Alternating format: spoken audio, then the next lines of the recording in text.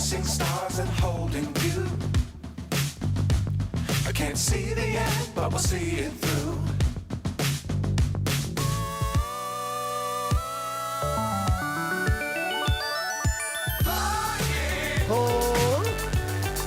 Get on board.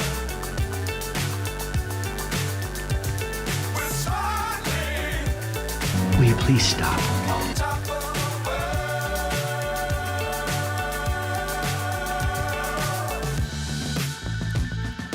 Dangerous times, don't fly too high. Be sure to keep the ground in sight. Fly forever if you keep it tight. Love the world, but keep the sky on your mind. Flying. Get on board. We're smiling. On top of the world. Flying. Get on board. We're smiling. On top of the world.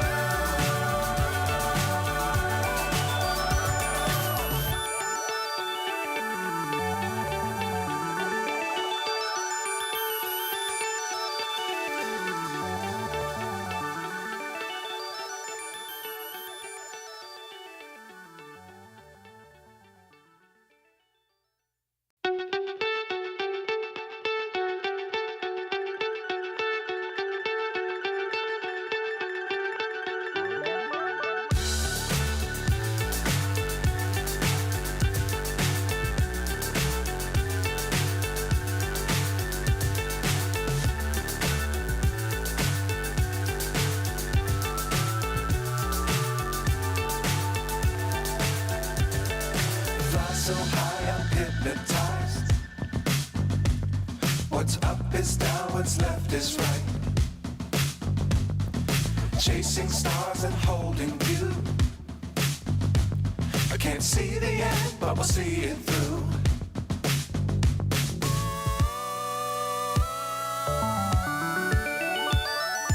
Flying. Get on board. We're smiling. On top of the world.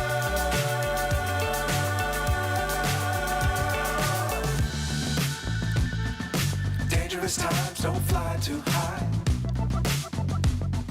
Be sure to keep the ground in sight. Fly forever if you keep it tight.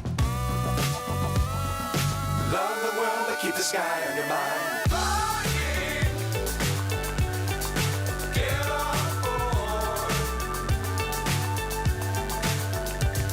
We're smiling. On top of the world. Flying. Get on board. We're smiling.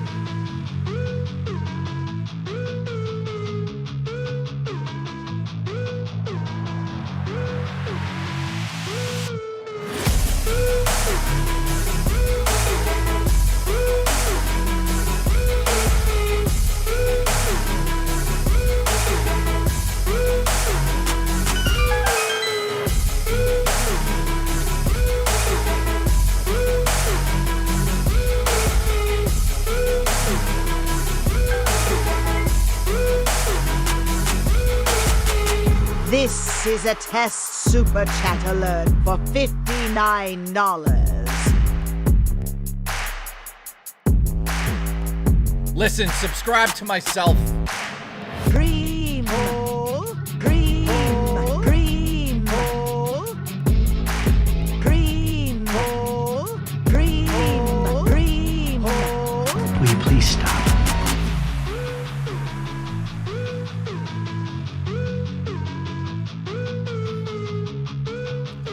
Today's going to be interesting on the show. How's everyone doing on this fine Thursday? I'm fully naked right now.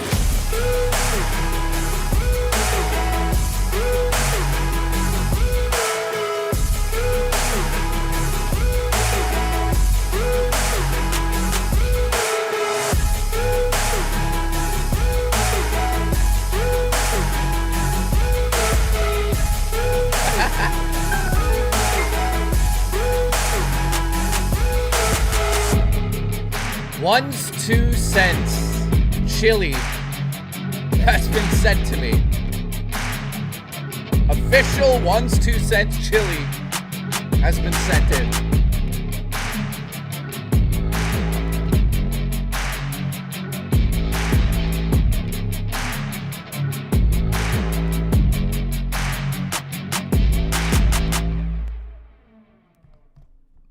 Ladies and gentlemen, welcome to Thursday's stream. If you're watching the VOD, I appreciate you. If you're not wearing pants, I appreciate you even more. Oh, Today, I'm not gonna... Oh, the music's stuck playing again. Every time I stream, there's always a disaster. How's it? I don't even care. We'll let it play. Actually, you know what? I'm gonna kill it. Hang on. Unbelievable. Steam Deck... Stream Deck, you got one job. There. Okay. So, how's everyone doing today? Today is going to be an interesting... feels like old era of 3 kilobits. So glad you are back. Mike, appreciate you, buddy. I totally remember who you are. Thank you, Mike, for being a member now for 30... Oh my God! Is Mike the first guy to have 34 months as a member? He must. He's got the blue Triforce. 34 months, this guy. He's winning. He's winning 34 months. 34 fucking months. I may be. He is. Mike, how you doing, by the way? I'm not going to get personal, but I'm proud of you, man. I've seen everything you've been doing on Facebook with the family and everything. Incredible, dude. Mike McCarthy has been a member for 34 months. That is fucking ridiculous. Thank you so much, man. I appreciate that support. Yeah, I mean, I think you've been a member for a very long time. I mean, 34 months. Let's just be honest. That's ridiculous. So thank you. Sea Monkey, what's going on? Darth, Mike, again, Mike, appreciate you big time, man. Nate, what's going on? We are selling our house, so I'm packing while watching. Nate, listen.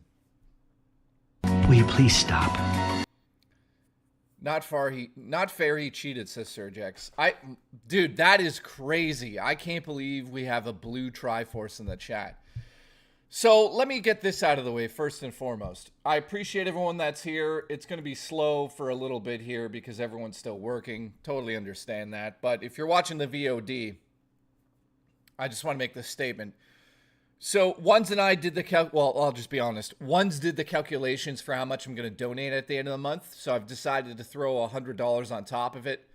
Not going to talk about the person or why I'm doing it. We already know why I am.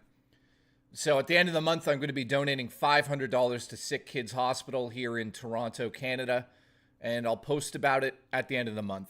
So thank you for the support yesterday. All of the money that came in yesterday, all of the support, all the memberships, all of that stuff is going towards Sickids Hospital cancer research, among other research that takes place at that hospital. So thank you guys. I really appreciate that. So end of the month, I'm making a donation. 500, man. So Cosmic, thank you. Cosmic Hang on, Murray's messaging me. And you don't even want to...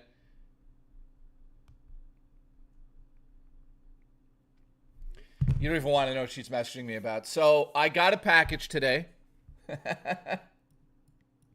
I got a package today. It's got one's 2 cents chili in it. Original chili, one's 2 cents, which is amazing. This package showed up from the one and only Alice in the chat, guys, and it says, the story of 1 2 cents brand chili began in the spring of 2024 when Ones accepted what he thought at the time was a simple, silly bet, pouring some chilies on his feet by his very new car in front of his neighbors who also recorded it all. At first, he felt some frustration and embarrassment. But little did he know, the event would spark a passion to make and market the world's best chili, the world's best canned chili.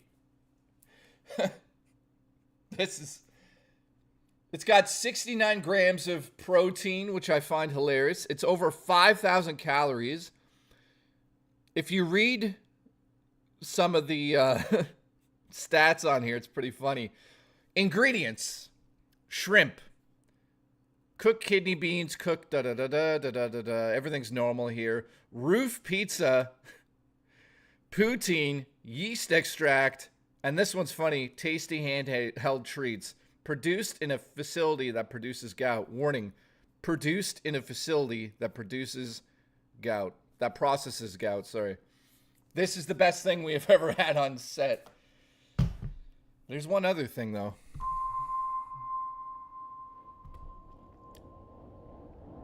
There's one other thing that's right in that bag right there. Something else showed up today. Something else showed up.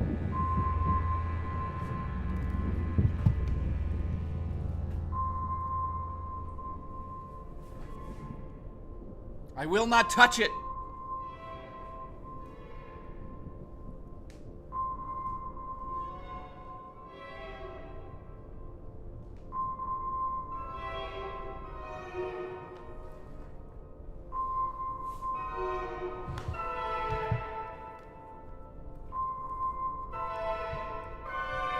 Something else showed up.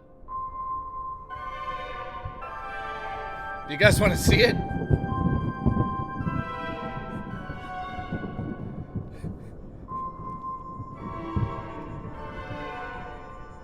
Oh God. It's in my hand. It's in my hand.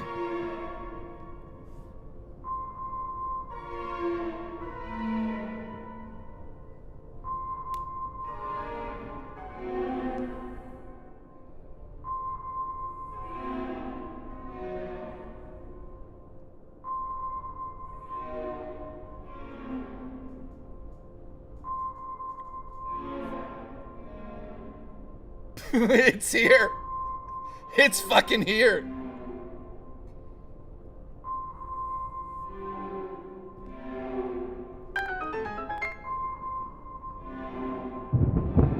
Jay, you've doomed us all. Shrimp.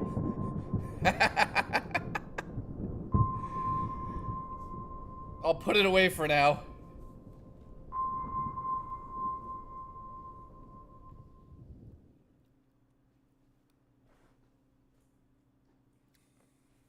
This is the glove that's touched the evil. I'll put that aside. It's here, guys. Real spoilers. Shout out to Real Spoilers. Ah, man. Thank you, Real Spoilers, for the support. Appreciate you. Mike McCarthy says, mate, feels like old 3KB. Thank you for that, man. And I appreciate Real Spoilers gifting the memberships there, guys. Maybe... I think we should get nuts with this medallion later in the stream. I think we should open the bag. I won't touch it, I promise.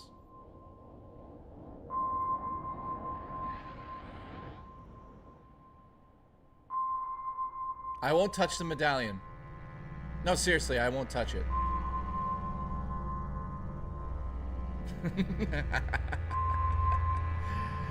I have I have Chris Chan's Sonic Chew medallion in my house right now.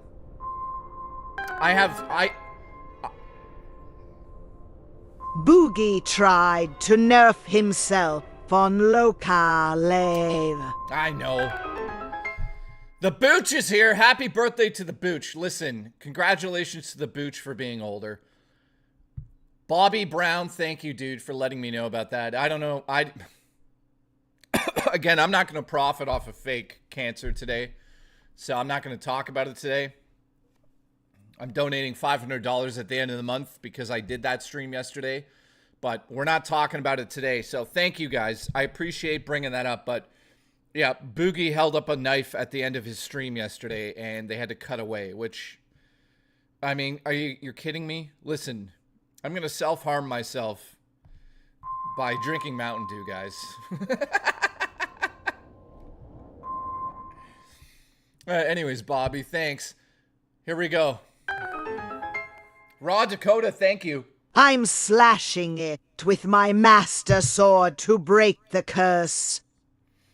Listen, I'm not kidding. I'm not kidding, okay? When I opened up the box for the Pikachu medallion today, I actually got a pain shoot up my arm. And it, like, stopped under my, like, underneath. I'm not kidding. I'm not fucking kidding. I actually got a pain in my arm. How its career ends. Oh, no. Cypher, listen, I love you. I appreciate you. This is the beginning of the curse. I didn't touch it. So listen, let's be clearer. I reached out to the one and only Chris Boros, and I asked him for advice for the medallion. And he said, whatever you do, however you do it, do not touch the medallion.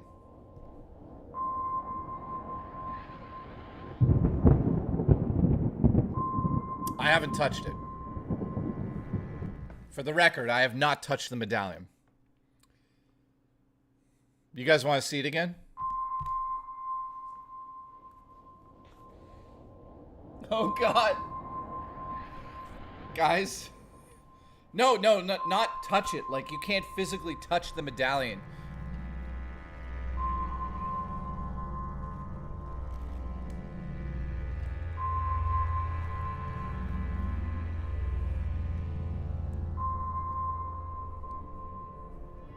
The medallion's here. I'm not touching it. Listen, I'm not touching the medallion.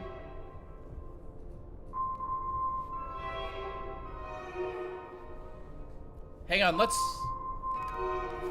open it.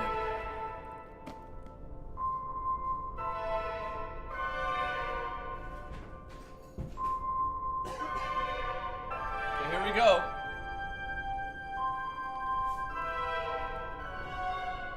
Here we go.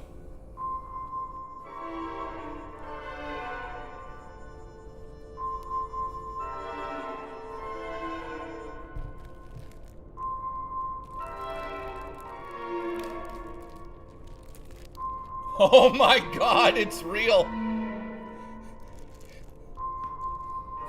It's fucking real. The curse is in my house. I haven't touched it, to be clear. If you wear it, Chris Chan spawns in your room and touches you. Listen, Insomniac, that's not happening.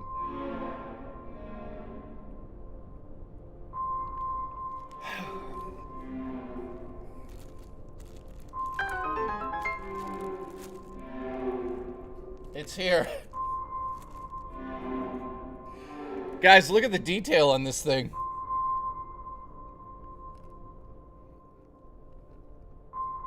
$500 to wear it.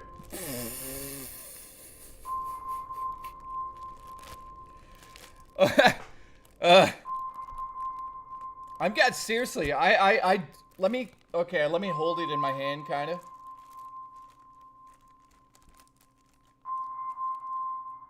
It's got his fingerprints in it. Guys, it's real. This is real. There's something weird about it. How much to touch it? I am not... Open the bag and sniff it. Nope. So, guys, I told you I was going to get one. Look into the eyes of it. You're telling me that's not haunted? This is an original, by the way. This is an original Sonic Chew medallion made by Chris Chan. I have proof. It was sent in by Alice, who's currently here right now.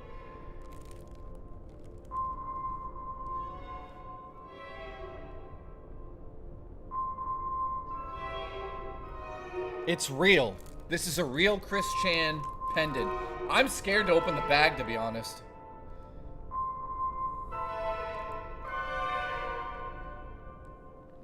Okay, so we're gonna contain the evil inside the Winnie the Pooh jar.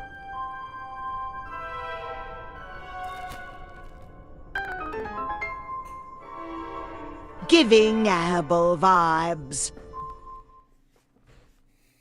Insomniac, I agree, man. So, you guys are hilarious. Somebody said 500 to wear it.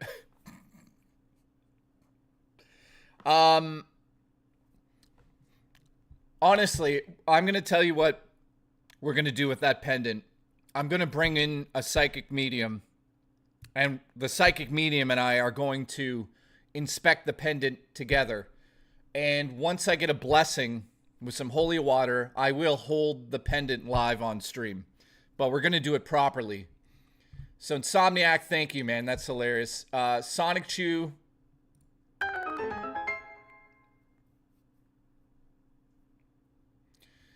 Sonic Chew says, I shoved it up my ass. Thank you for not only getting the medallions, it also fit nicely. It's got my poo particles on it. I made sure to get up there nice and deep. You can have the treasure. Cream. Giving Annabelle vibes. So now I currently... so you guys don't realize this. I haven't told you this. I collect haunted items. Josh, you're fired. You're fired! So I have 3 items now in my house that I would consider to be haunted. Let me show you the other 2. Which I touch. I touch these ones.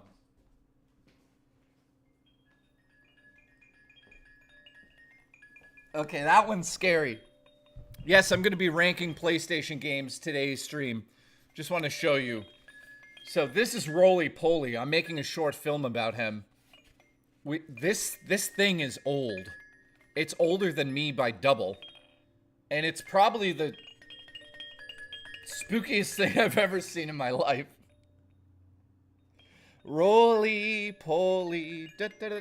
So Roly Poly is definitely one of my items that I don't like. I don't like thinking about Roly Poly when I'm home alone. He really freaks me out. Like, look at him. Number 2 is my bear. This is Herman. His name's actually, well, Murray named him. This is Herman Cream, last name Cream. Cream. This bear is from 1920-something or 1930s. I'm still trying to figure out exactly what era it's from. His eyeballs have been replaced, so those aren't his original eyes. But the rest of him is real. He's actually stuffed with old newspaper and other little bits. You can kind of see into his chest here. This is like the beginning of teddy bears.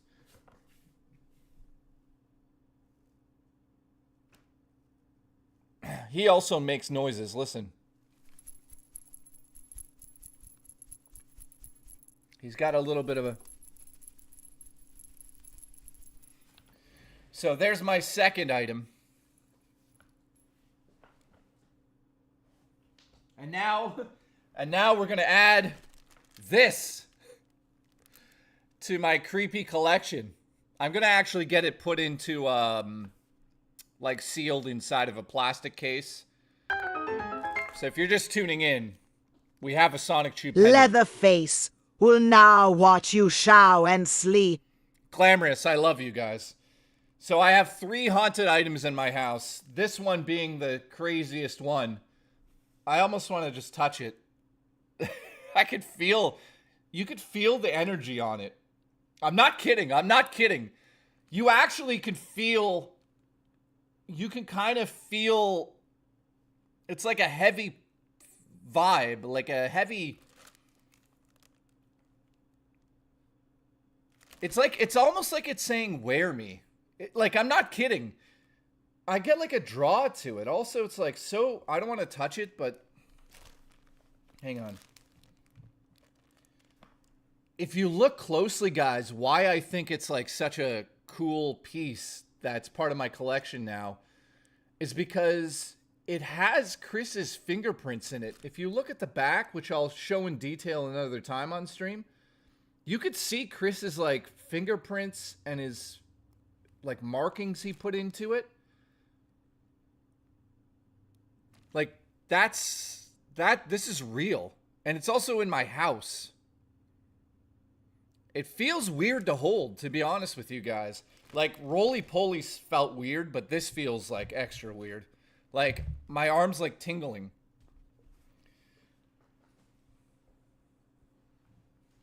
Anyways. Why did you buy it? I didn't buy it. It was sent in by Alice. All right, guys. So, enough of the nonsense. Let's get into today's topic. First and foremost, I want to say thank you for the support. Appreciate you guys. We already have 1 new member for the stream. It's going to be a slow start today because we're starting at Thursday at fucking 4 in the afternoon. Oh, no. Alice says if you take it out, you'll notice it's kind of oily. I am not taking it out of there. How much to put it on and cleansed? Tower Dragon is a maniac. Listen, feel me, let's go. Ani, thank you, dude. Listen, I would put that on uncleansed for $500. Because I'd have to spend about $500 to, like, make sure I'm okay. So I would wear the Pikachu, Sonic Chew medallion for $500. I'd do it. I'd have to get a necklace, though. Guys, I've held, like, far more crazy shit. James is here. The Sonic Chew medallion causes the wearer to fall victim to the lolcow curse. Oh, no. I love your shirt. Oh, yeah. Today, here's my shirt for today, guys. Death Note. Which kind of plays into this. Like, it plays into this spookiness.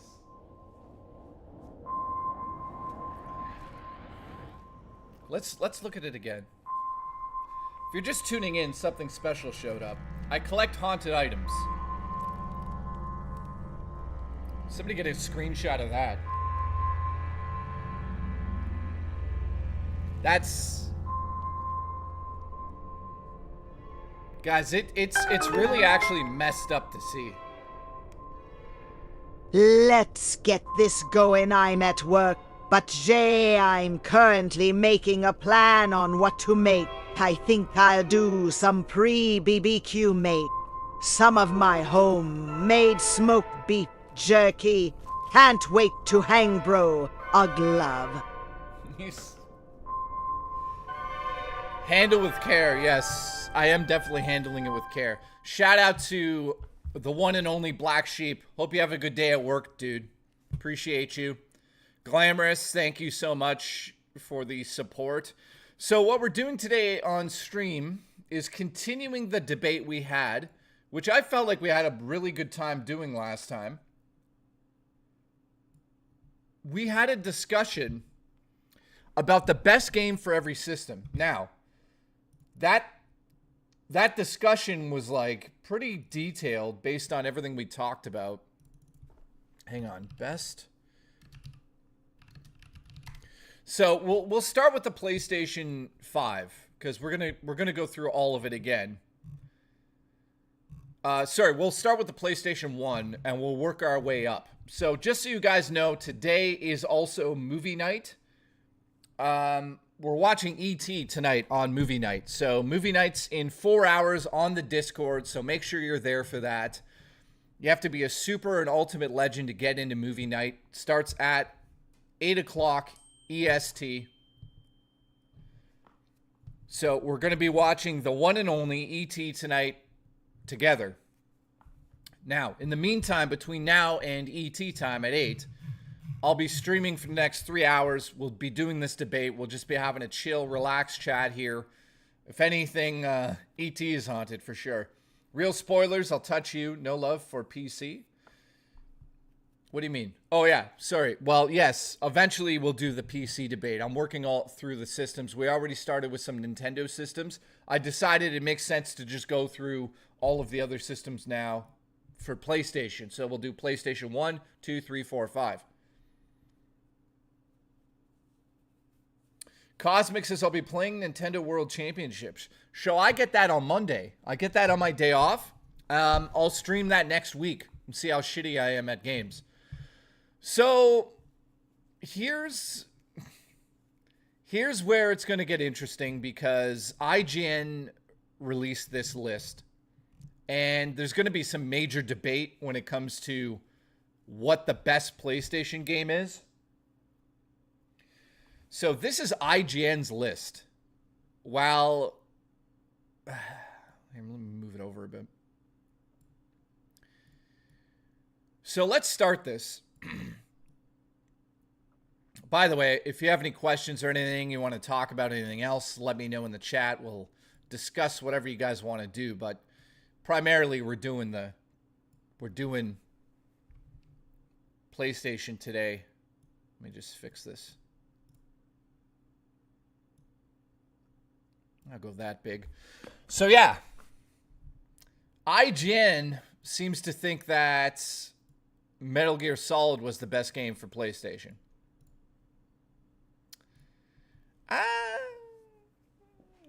Biff, we'll do tier lists and all that stuff another time, but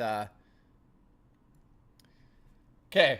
So first and foremost, let me tell you the history of me and my PlayStation. So I never owned the PlayStation when it originally came out. How many of you guys had an original PlayStation the time it came out?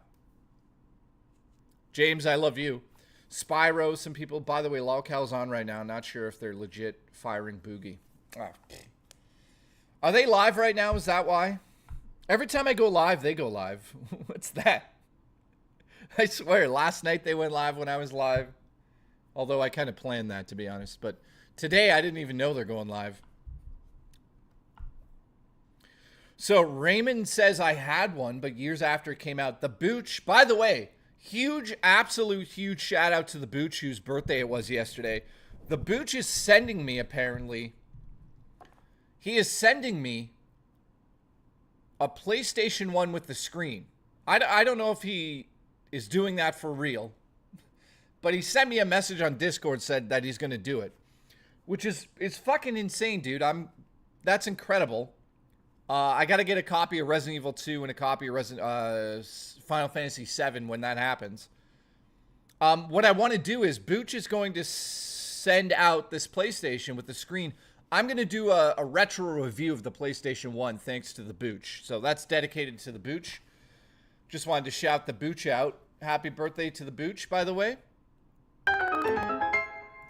Also, unpopular opinion, but I find Loco boring. Yeah, I mean, it's... Guys, when it gets to the point where they have to start making shit up or talk about fake cancer to be entertaining, I mean, I get what the show's about. It's about lolcow, but... And the culture of it, I get it. I get it. I get trolling. I get all that stuff, but... Let me do it this Saturday morning. Thank you, Booch. Seriously, Booch.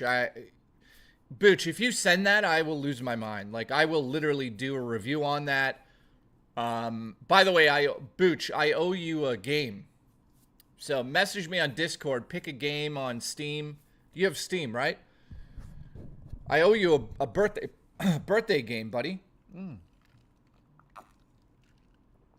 All right, so I do want to say this too.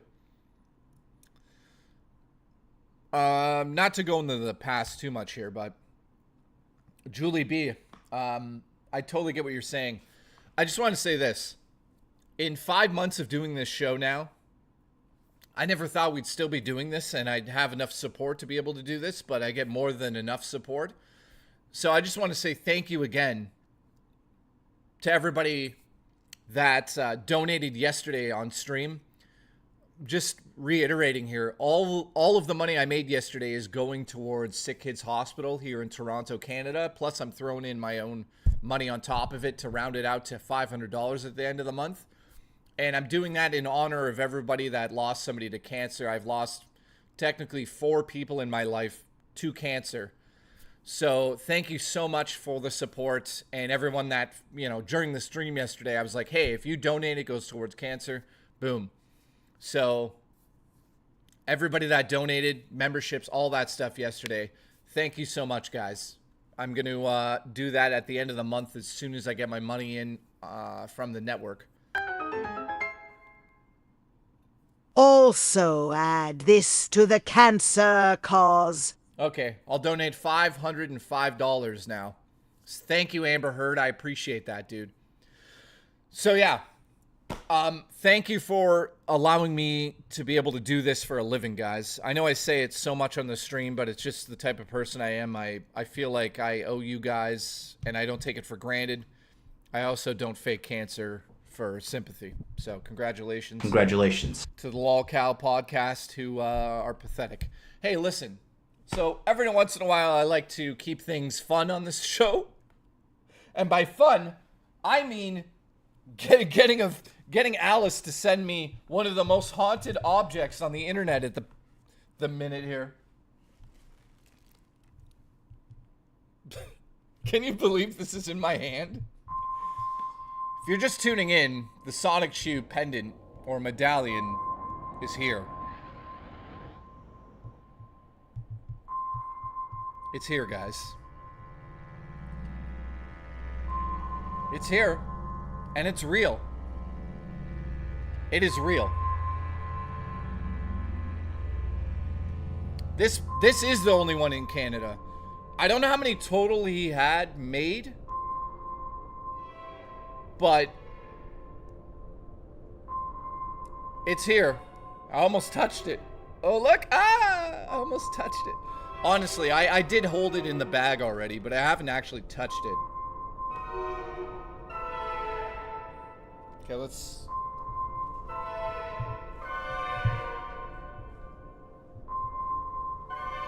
That's fucking haunted.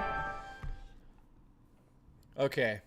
Ani says, fuck cancer. I agree. Thank you, dude. I appreciate the support.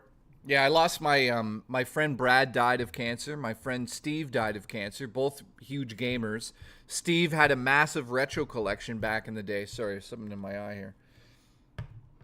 Is that clay? Yeah, Booch. It's made out of clay. So my friend Steve passed away from bone marrow cancer, which is unbelievable. He had, not to bring the stream down here, I'm just being honest. And then Brad had cancer as well.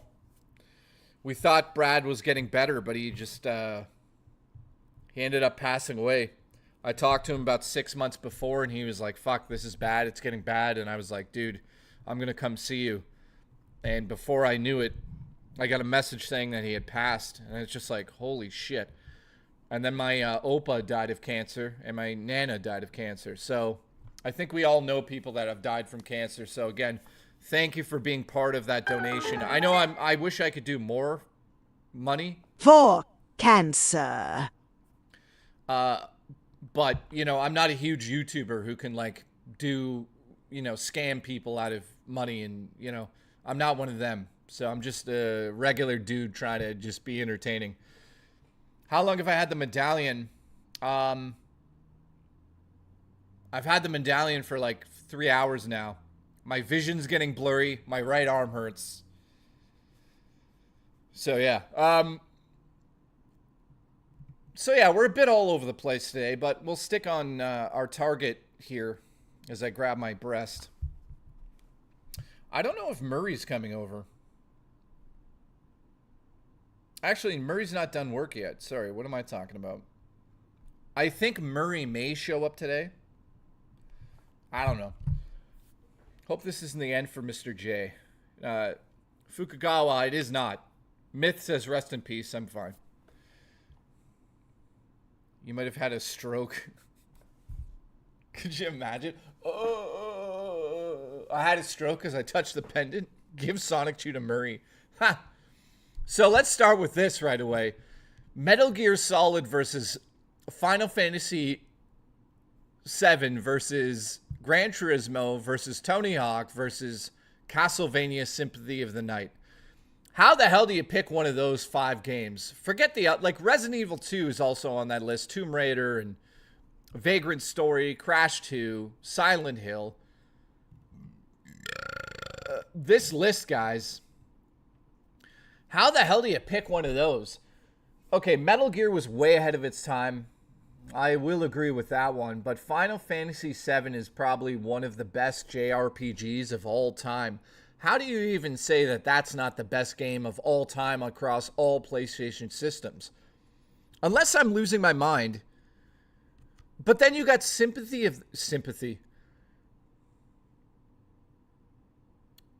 Then you got Castlevania. Sorry, had a stroke there.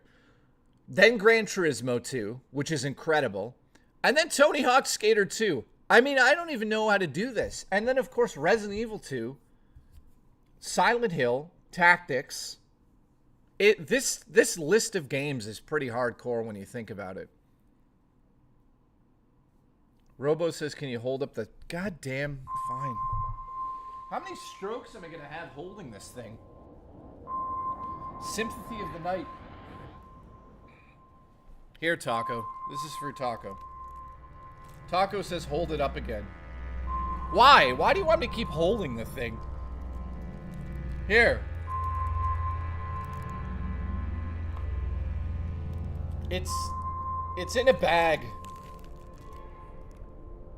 There. Look in its eyes. Look into its eyes.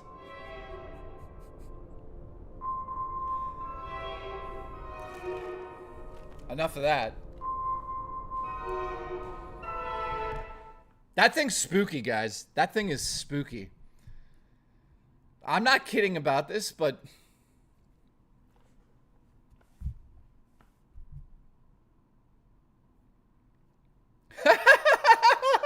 That's the best comment I've ever read.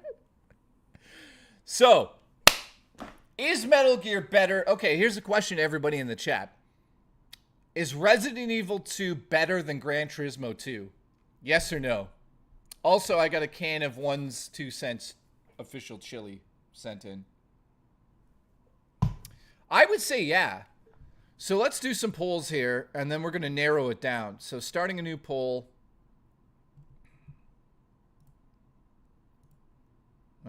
Let's see here. Better game? Which is better? Okay, so we're going to say Gran Turismo 2, and then we're going to say Resident Evil 2. Let's just do that poll to start with. I honestly think that Resident Evil 2 blows it out of the water if you think about it, but then again, Gran Turismo 2 is like one of the best racers of all time. I spent so many hours in that. Like, I played Gran Turismo 2 probably more than Resident Evil 2. Do you remember those races that used to take an hour to complete? Those were fucking crazy. I feel like ordering a pizza. Should I order a pizza, guys? Yeah, so I want to, again, huge shout out to the Booch.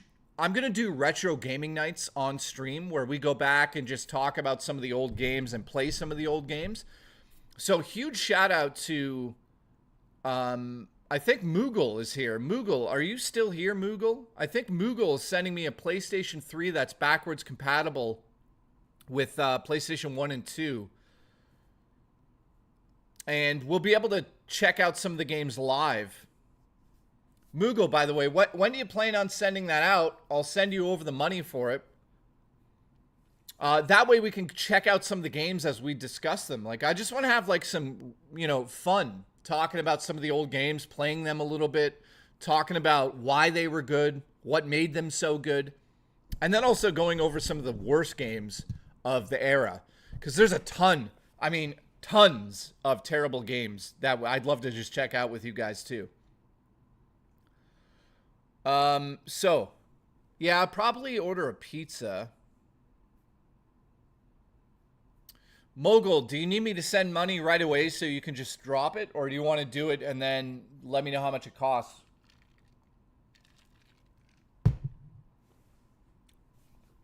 Left Control Gaming says, I got a 60 gig PlayStation 3 and I have the Slim. Nice, man. Ridge Racer. Let me talk about Ridge Racer for a second.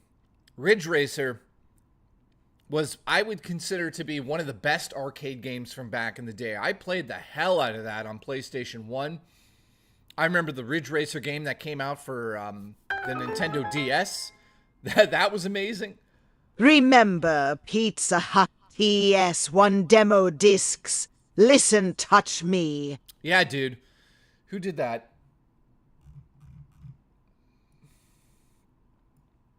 So Brandon says, remember the Pizza Hut PlayStation 1 demo discs? Let's look that up. PlayStation, 1 Pizza Hut demo disc. Well, I didn't spell any of that right. Okay, let's look up images here. Here we go. Guys, this brings back major memories, man. Do any of you remember these? Not to go off track here, but these were so fucking cool. So essentially what would happen was you'd order a pizza from Pizza Hut and somebody did a video on it. Nice. And you'd get this Pizza Hut disc. This is what it looked like. There was a few different ones. I remember the green and blue one. I'm by the new LOL car 40 car deck. I can't wait to get to Christopher. By the way, I have all the lolcow cards here. I have to talk about that on stream. I'll do that next week. So I'll do a stream called My Other Hobbies, and we'll discuss all the card games I play, the board games I play. Hopefully you guys enjoy that. Maybe you'll find something on that episode. Let me actually show you something really quick. Hang on, give me a second. I'll go get it. Sushi sake hot, so sugar. You suck it to me, I'll suck it to you. Oh, feeling good, and you like that sushi food. Sushi food. Now you can say sushi sake hot, so sugar. You suck it to me, I'll suck it to you. Suck it to you. Feeling good, and you know what sake do.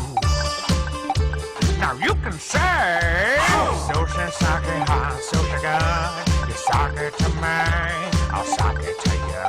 Oh, feeling good, and you like that sushi food. Now you can say, hey, this guy's good. Sushi sake hot, so sugar. You suck it to me, I'll suck it to you. Oh, feeling good, and you like that sushi food. Sushi food. Now you can say, sushi sake hot, so sugar. You suck it to me, I'll suck it to you. Suck it to you. Feeling good, and you know what sake do. Now you can say, sushi sake hot, so sugar. You suck it to me, I'll suck it to you. Oh, feeling good, and you like that sushi food. Now you can say, hey, this guy's good. Sushi sake hot, so sugar. You suck it to me, I'll suck it to you. Oh, feeling. Okay, so what I wanted to show you guys is that, yeah, next week I'm going to do a stream called My Other Hobbies, right? And one of my other hobbies is playing like really spooky board games. And I'll just give you a little taste right now. This is called the Night Cage. I'll show it in more detail next week, but this game, guys, is terrifying. Essentially, you go onto a grid and the floor can fall out below you, and you can only see a few tiles ahead of yourself. And the idea is to escape this maze in the night cage. And I'm telling you, this also has an app that you play on your iPad while you play. So it has spooky music and all of that stuff. Highly recommend the night cage if you haven't heard of this. If you've got at least 4 players, this game is addictive. So the idea is that you have to escape the night cage and you get all of these tiles and the tiles can fall out below you and all this stuff. It's a real great game. And then the other game I like to play is this. Not sure if you guys have ever seen these before, but these are essentially escape rooms inside of a box. So this one we completed already. And you do some crazy stuff with them. And they're essentially like puzzles. But I'll talk about that in another stream. So, getting back to the PlayStation chat here. So, thank you, Doug, for the support, by the way, and thank you for being a member for 5 months now. We're starting to see some people in the chat that have the blue Triforce icon, which... Wait a minute. We have somebody in chat named Mike who's got the blue Triforce. You should have the Korok piece of shit, right? Why don't you have that next to your name? That's weird. But Doug, thank you for being a member for 5 months, dude. Remember the Pizza Hut dish, said Brandon. Thank you, dude. So Brandon brought us to this topic here. So back in the heyday of PlayStation, one of the coolest things for the PlayStation 1, not to sidetrack too much, guys, but for me personally, were these demo discs. So if you look at the demo disc itself, it's got like 5 or 6 demo games on it. So let's find the other one in a second here, but disc 1, disc 2. So you order pizza from Pizza Hut, it says not for resale on there. And essentially you would get like Crash Bandicoot Kart Racer, a little bit of a demo of it, so you can be like, I like the game or I don't. This is, of course, before you could download demos. So Ape Escape was on here, Final Fantasy 8 was on there, a little bit of a demo, and then Tony Hawk and Cool Borders 4. And then on the second one, let's see what this disc says. It doesn't say for the second one. I'm going to assume this is it. So it had Next Tetris, Tomb Raider The Last Revelation, Spyro, Gran Turismo 2, and Sled Storm. So these discs would come with an order. And these aren't the first. I think there's even more demo discs that came out. PlayStation Magazine had a shit ton of these. So watch these. Holy shit. Demo discs. Here we go. Watch this. Tons of PlayStation demo discs. I don't even remember how many there were. Probably, it looks like there's tons, you know? So this was a cool way back in the day to be able to test out all the games that you might really enjoy. Yeah, Nish says back in the day when you had to look for demo discs. So we used to go to school and trade these demo discs to each other and be like, here, have you played this? Have you tried Spyro? Have you tried Spider-Man 2? Have you tried Medieval? So for me, these are pretty nostalgic. Like I have nostalgia for those, man. Oh, Josh says he lost all of his demo discs. Oh, that hurts, man. That sucks, dude. Derek says he'd like to try me. Listen, come over, I'll give you a demo. Will you please stop?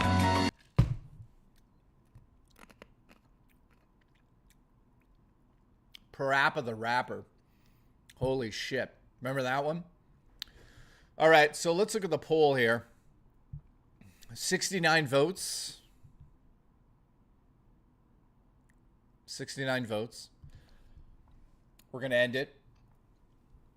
It looks like Resident Evil 2 definitely won that one. So here's going to be, this is going to be an interesting poll.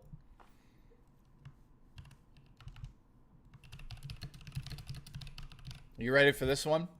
Resident Evil 2 versus... Well, we'll do Castlevania.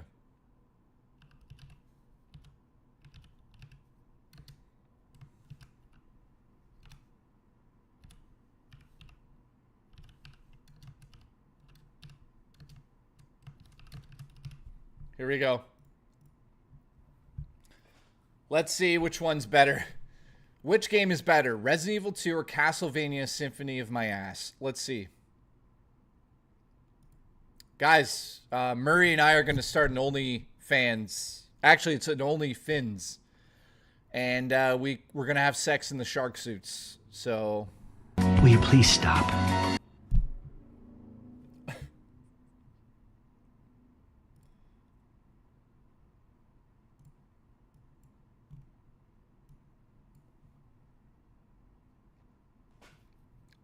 Holy shit. Symphony of the Night is beating Resident Evil 2? Everyone vote right now.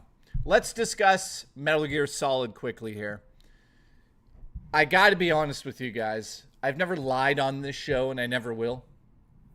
And I know some people are gonna be like, blasphemy.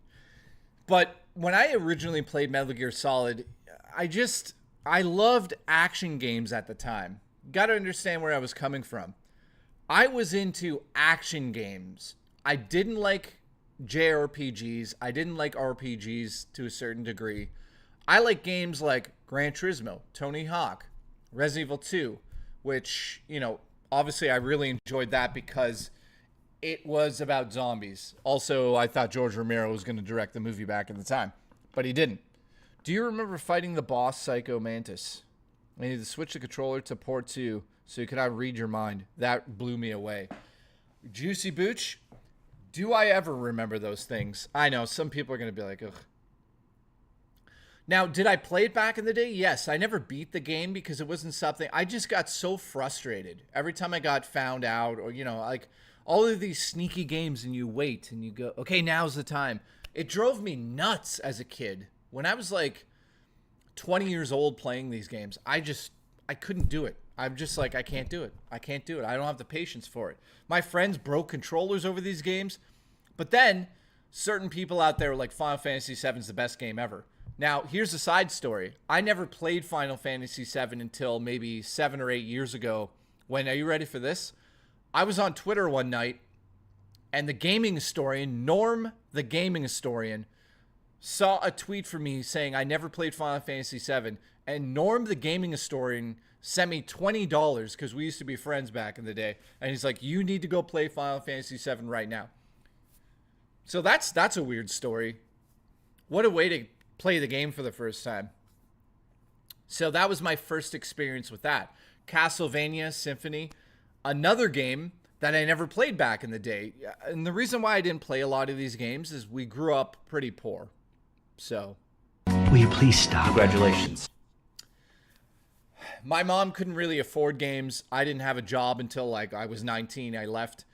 So I didn't really get to play a lot of these games. I played quite a few of them after the fact, but back in the day, just didn't have the money to play a ton. I played more Super Nintendo games than PlayStation games, but when I originally got the PlayStation 1, I went to town. I think I got a modded one back in the day. Don't tell anybody that, but I had a modded PlayStation 1, and Ryan Dornell at school would bring me games. Don't tell Sony that right now. And I'd play the modded games. Don't tell Sony. So, Gran Turismo 2, let's talk about that quickly. I must have played that game for 800 hours, minimum. Non-stop. How many of you had a modded PlayStation 1 back in the day? I'm curious. Carl says modded PS1 was the best. Final Fantasy 8 was the best, says Real Spoilers. Do you guys agree with that one? David says he had one. Dave, you're busted. Police are on their way.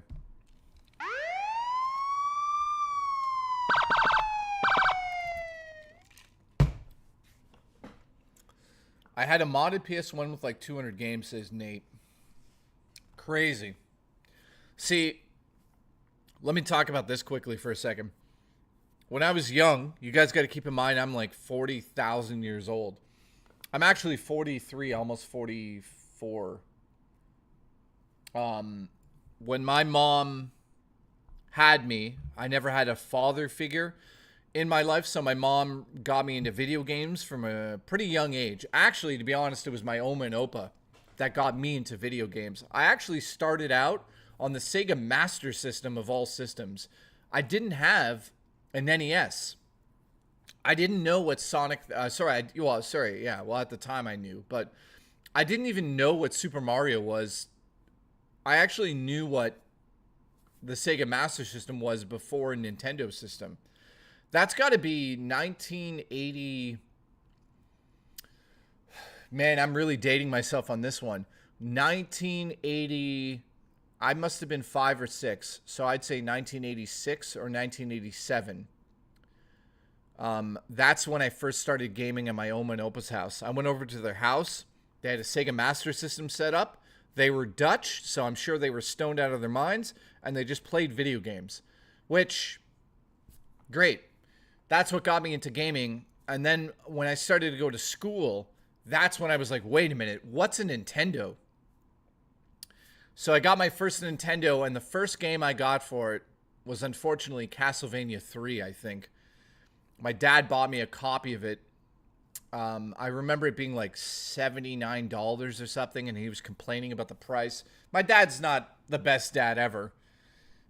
He also bought me GoldenEye. My dad bought me a few games that were pretty meaningful to me. He bought me GoldenEye for the N64, which was like a big deal.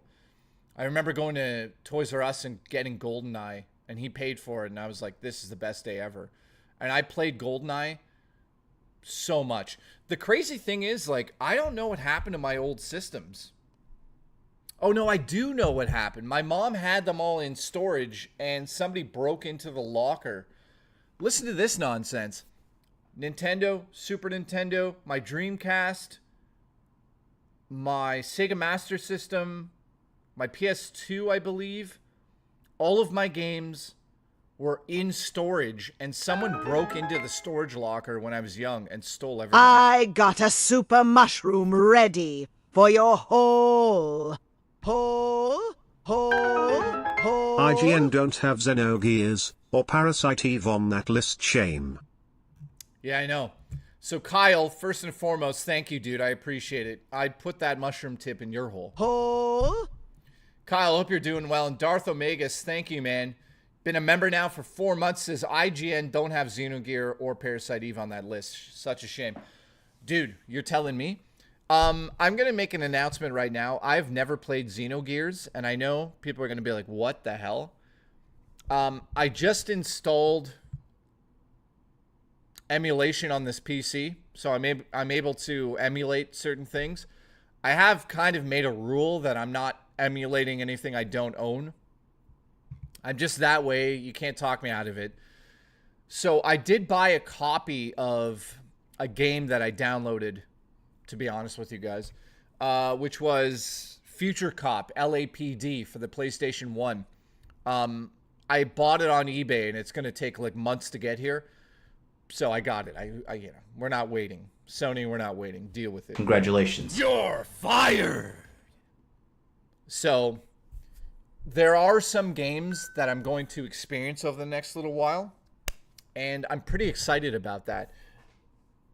Dave says, nice. LAPD is an amazing game. Dude, LAPD is one of the best couch co-op games ever for the PlayStation 1. Watch this.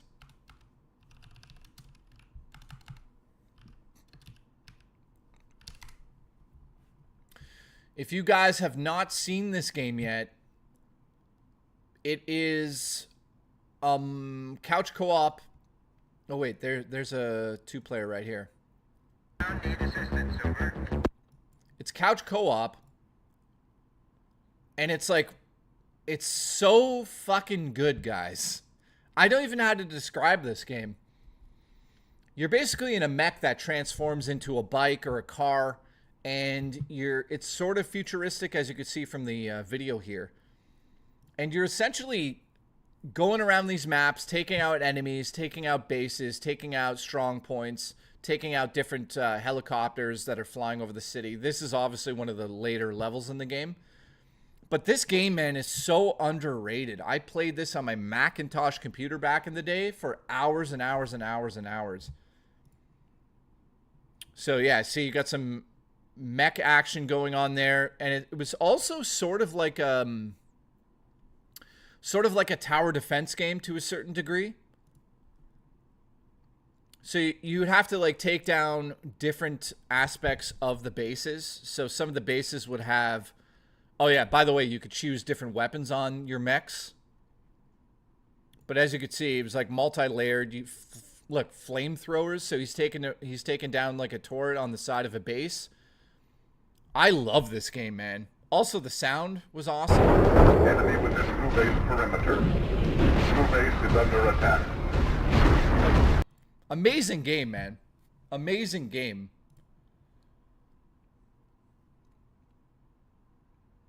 Yeah, Doug says that game was amazing.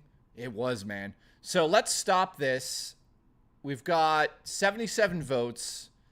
And somehow, some way, Castlevania beat out Resident Evil. That's insane. My dad played the hell out of this game on PC. Was like the only game he played. Really?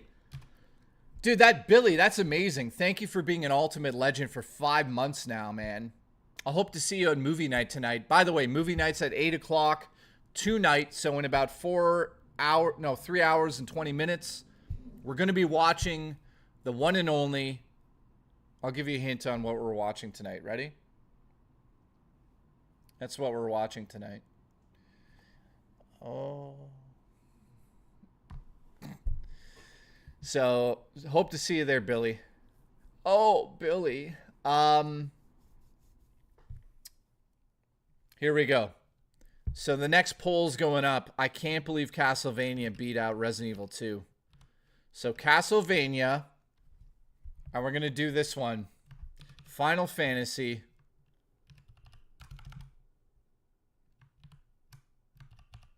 VII. Good luck to that one. If Final Fantasy VII doesn't win this poll, I'll be baffled. Is there going to be a recording of movie night? Doug, I don't know. Yeah, you know what? I could probably get a recording done tonight, I think. But there's some issues that I'm still trying to work out with the camera. I can't get the camera working for some stupid reason on the new PC. It's not working correctly. So what I've been doing is just live into Discord. So hopefully you can make it. I don't know if there'll be, I could try to do a recording tonight, but there's no promises. Because last time we tried to do it, it was a disaster. You have to work tonight? Oh shit, that sucks, dude. Well, yeah, I'll definitely try, dude.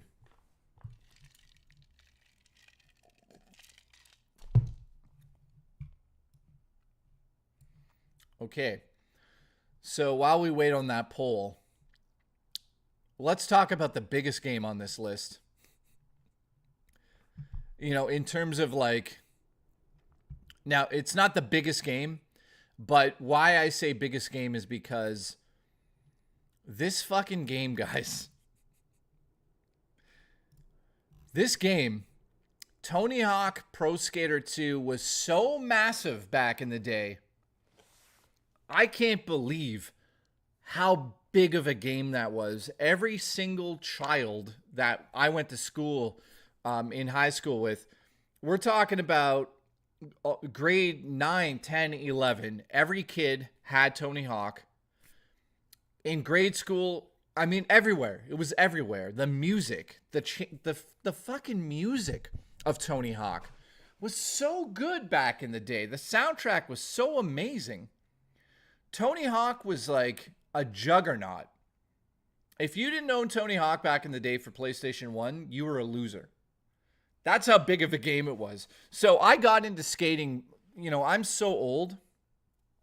I'm going to really age myself here by saying this, but I am so old that I used to skateboard on a skateboard that had only one lip on it. I mean, like, some of you... Watch this.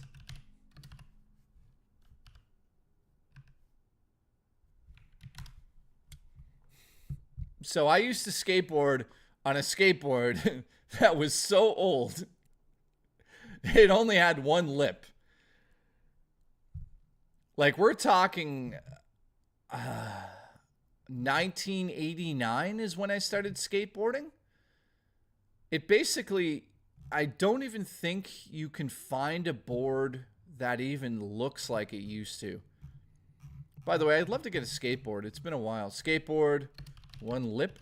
Is that what they call them? Lip? Back in the day, we called them lips. So, I mean, it kind of looked like this to a certain degree. You know? Just like, it's so old school. But no, it's not that. I can't even find one. Yeah, it just had a back lip.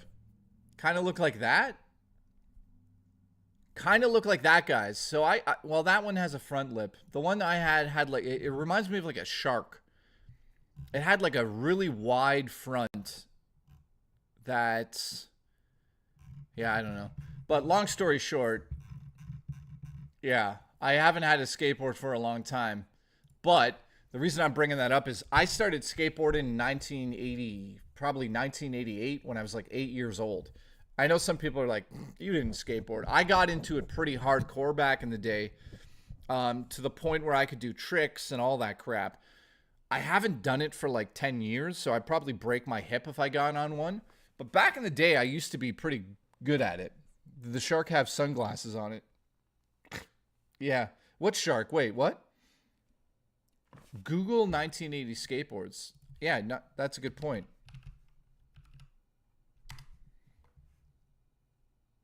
Here we go. 1980 skateboards. Dude, this is exactly what it was. There it is. Something like this. Dude, I even had that plastic on mine. Now that right there is a 1980 skateboard. That is exactly what I was riding. See what I was talking about? It had like, the front part of it looked like kind of like a shark. And I remember bashing the hell out of these things. How much do they go for now? Like an old school one. Guys, this is crazy. This is exactly what I rode on. It hardly had like a back fin on it too. It had like a subtle lip. But guys, yeah, this is what skateboarding used to look like in 1980s. And this brings back so many memories. Crazy. Booch says he has one. So I used to ride that skateboard around when I was like 9, 7 years old. Land Shark skateboard. Is that what they're called? Crazy.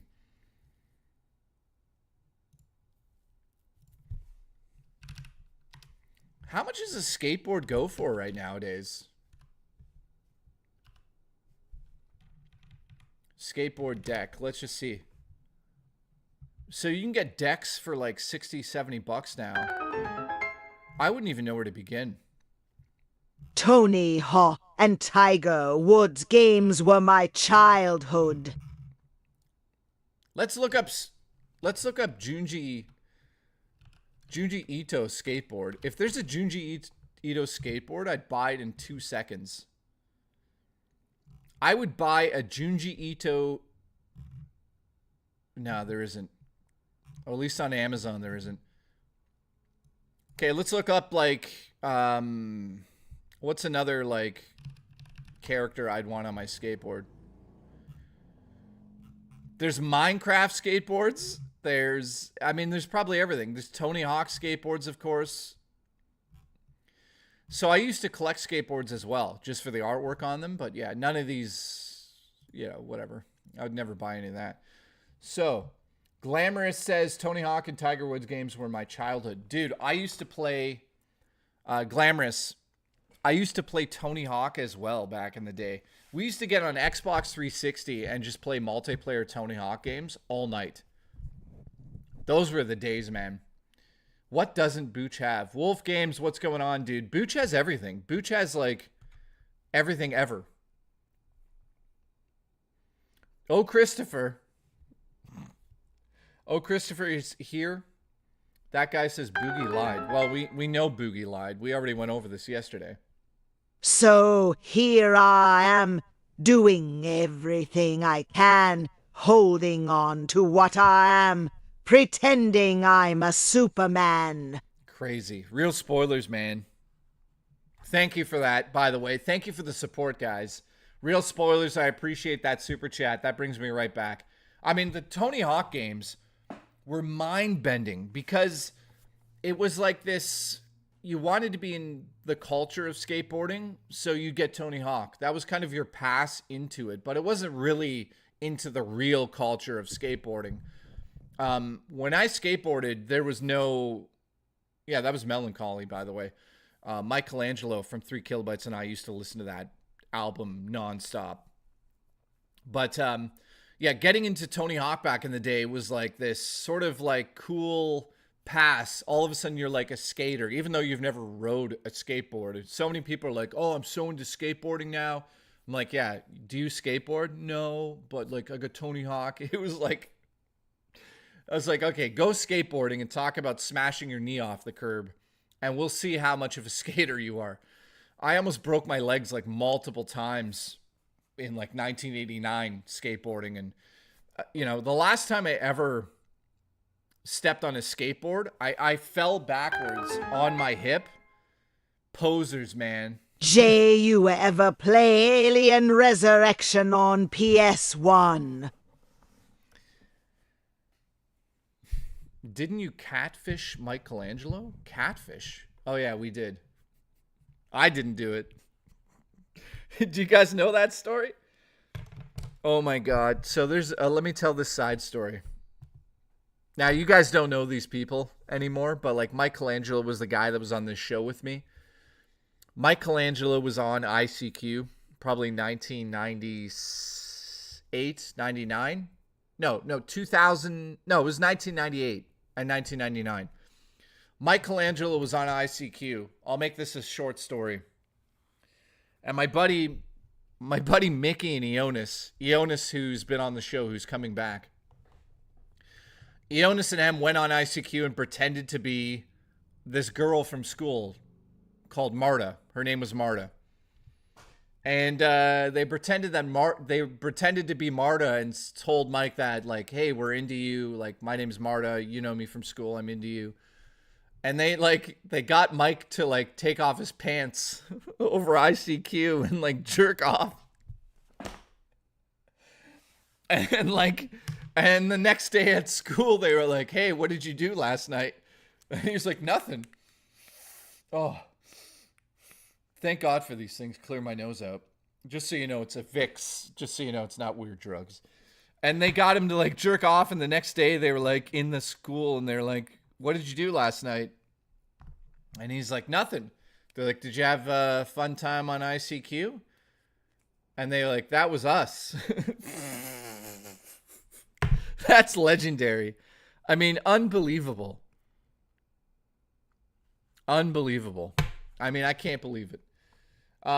Did I ever play Alien Resurrection on PS1? I don't recall it, but let's look it up here. Alien Resurrection for PlayStation 1 was a 2000 game. Let's check out some videos on this. Full HD. Actually, it looks pretty good. Like, graphically, wow. I'm kind of impressed with this. Look at this.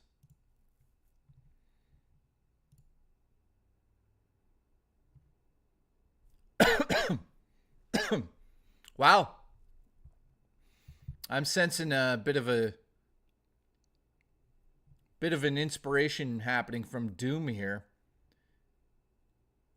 That guy looks like he's taking a shit. Headshot. So where are the aliens? Let's see the aliens. Can we get an alien? No aliens? There we go. I mean, it doesn't, for a PlayStation 1 game, obviously I think this is upscaled maybe. This is 4K. So we're talking about the Beetle. Yeah, okay. So this is, you know, emulation. So obviously the original game didn't look this good. This is upscaled to 4K.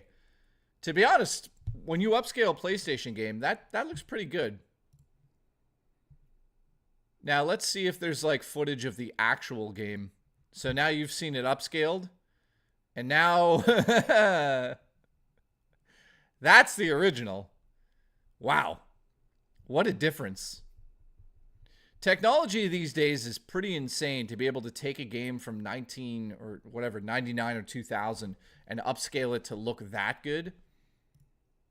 That's pretty incredible. And no, I don't remember playing that one.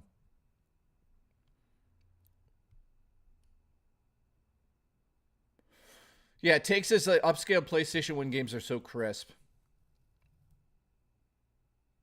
Skateboarding is at the Olympics next month, Biff says. That's crazy. I didn't know that they're including skateboarding? Dude, that's crazy.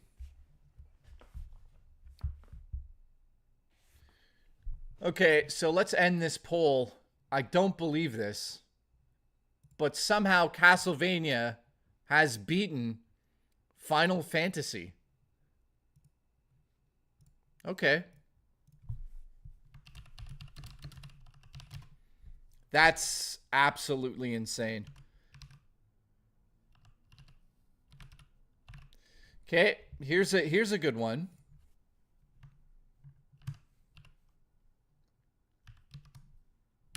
Okay, here we go.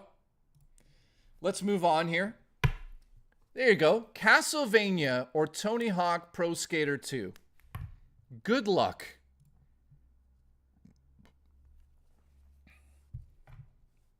Will you please stop? That's Tony Hawk Pro Skater 2, by the way, in the Tony Hawk Pro Skater 2 or Castlevania. Let's all get a vote in there now in the chat. Let's talk about this quickly. Crash Bandicoot for the PlayStation 1 was mind-bending. Rico, what's going on? Symphony of the Night versus Tony Hawk Pro Skater 2. Dude, we have a huge Castlevania crowd here. I can't believe it. Castlevania's winning again. Are we being like... What's happening here? That's pretty crazy. I can't believe it. Crash Bandicoot, though. Let's talk about that for a second. Crash Bandicoot, man, graphically, I remember playing that at the Sony store for the first time. So the Sony store had an actual physical store that you could go into and experience the demos. I remember going in there and playing and getting like kicked out constantly. They're like, you can't play the whole day. And I'm like, please just leave me alone. And like one more level. That's how it was. You know, I remember playing Crash Bandicoot for so many hours that I think it might have been 7 hours straight the first time I got it at home. I'm trying to remember exactly how that went down. But the platforming in that game, the collecting, oh my God, I have such fond memories of just playing Crash Bandicoot. The music, obviously because we're dealing with this, the disc drive, the audio was so crisp. You know, I still remember the sound effects, like listening to the sounds of like collecting the mangoes and all that stuff off, like that, and just the jumping sounds and the ooga booga sound effects. Or whatever the hell it was. Man, that brings back memories. You know, it's a lot of these games here's a question out to the chat. How many of you played these with like brothers and sisters or friends? And how many of you were loners growing up?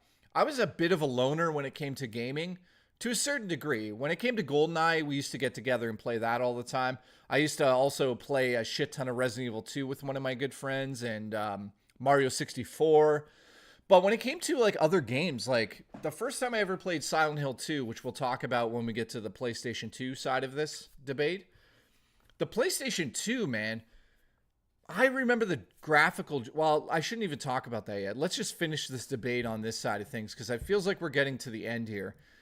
So we have only 57 votes. Guys, vote right now. Let me know which one's better.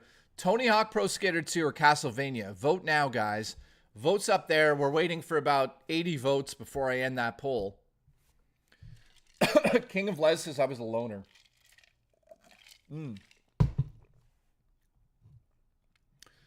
Lydion, how you doing? Hello, Uncle Jay in chat. Hope everything is well. Staying cool. Congratulations. If you're just tuning in, I'll wait for that poll. Everybody vote. In the meantime, there's something I need to show you guys.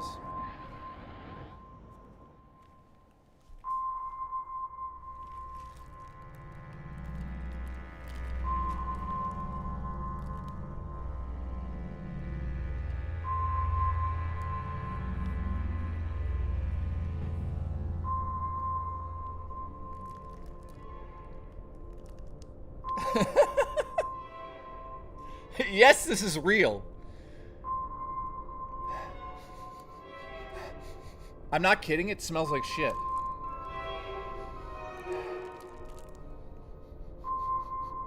It smells. It's real. It's here.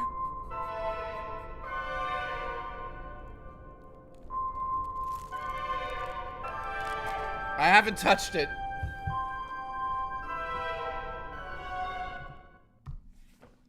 That thing is terrifying. You know, I believe in curses and stuff like that, so to have that in my actual house here is fucked up. All right, 3 more votes on that. Well, it looks like Castlevania wins, so we're going to end the poll. Castlevania has beaten everything. Now, here's the final... Let's just be honest. This is going to be the final poll. Which is better? Here we go. I can't believe we're doing this. Castlevania versus... Are you ready for this? Here we go. Castlevania versus Metal Gear for the win. Whoever wins this poll wins the best PlayStation game in chat here. Mateo says, sorry, Jay, I never got notified the stream started. I'm still at work. Dude, I know. Just so you guys know, basically what happened was I had to take 10 days off because of the hacking situation that happened here. And unfortunately, YouTube has sort of penalized me for not streaming for 10 days straight. So for some odd reason, it's not sending out notifications to everybody, which is obvious. You know, I wish I could fix it. So if you guys can click on the subscription button that you have for me, and make sure you have notifications on for everything on my channel. That way, every time I go live, you guys will get a notification no matter what. So turn on all notifications. I'll show you what it looks like here. So if I go to Cinemassacre, for instance, you go to the subscribe button here, click it, and you do all or personalized. So his is on personalized, so every time he uploads a video, I get notified. If I just go all, then I'll get all notifications no matter what for the channel. So if you guys can go to my channel and turn that to all, I'd appreciate that.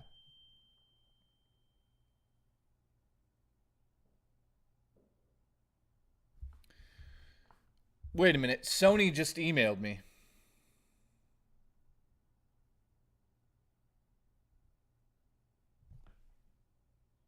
Oh, no. Sony emailed me.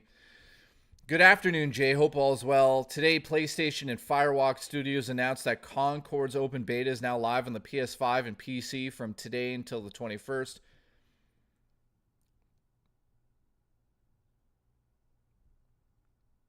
Players have the opportunity to play it, blah, blah, blah. For more... Okay, so... Open beta is up there. Yay. Thank you, Sony. I can't wait.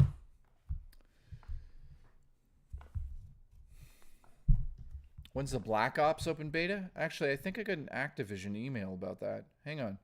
Here we go. I can actually answer it. Wait.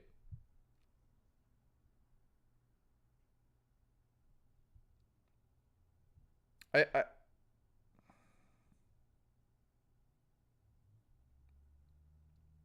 Okay, maybe I didn't. No, I did. I remember seeing an email about that. The open beta for Call of Duty. Let me look it up here. Here we go. Confirmed dates. So, August 30th. So there's your answer on that one, dude.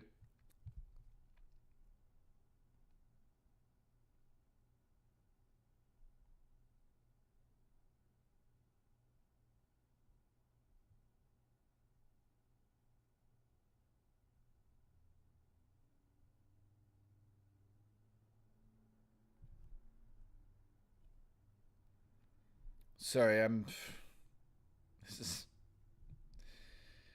Oh, God. More shit. Hang on, I gotta screenshot something as usual.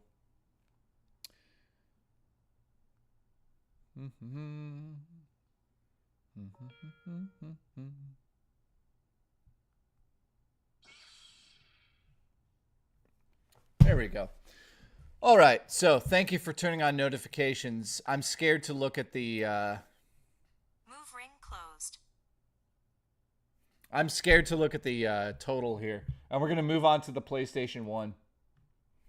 Here we go. So officially, with 76 votes today, it doesn't even look like Metal Gear couldn't win. We've officially decided that Metal Gear is the best game for the PlayStation 1. Unless you guys want me to put it up against something else here, I really don't think it'll happen. You know, it's not going to happen.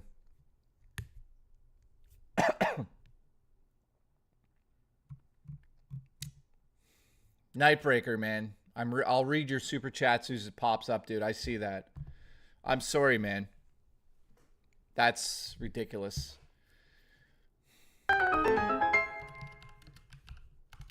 Hope everyone is having a good day today. I heard you talking about a cancer fan while on my way home from work. My father passed away from colon cancer just last year in November. This one goes out to all those who are suffering from that evil disease. First and foremost, Nightbreaker, I'm sorry for your loss. That's... I mean, I don't even...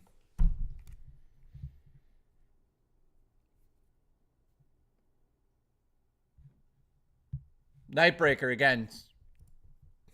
Sorry, man. That is absolutely terrible, and... yeah,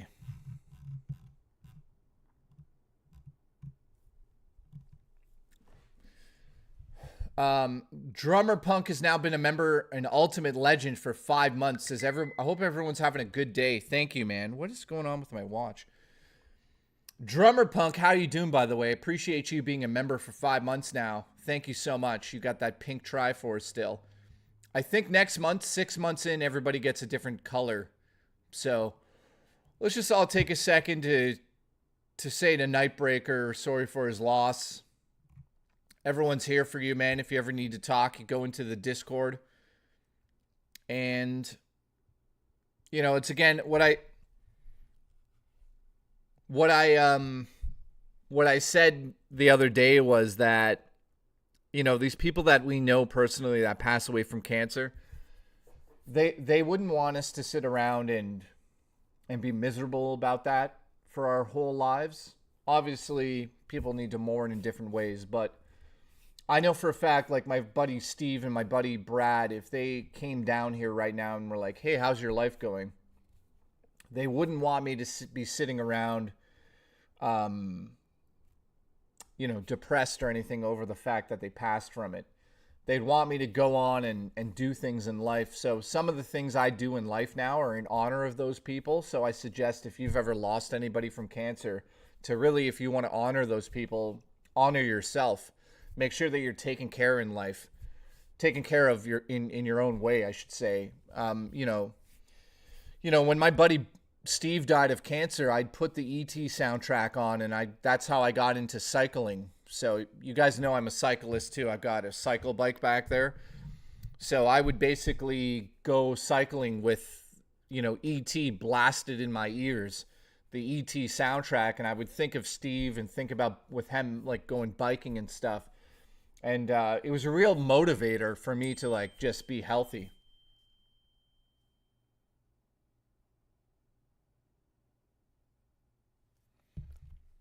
So Murray's messaging me now.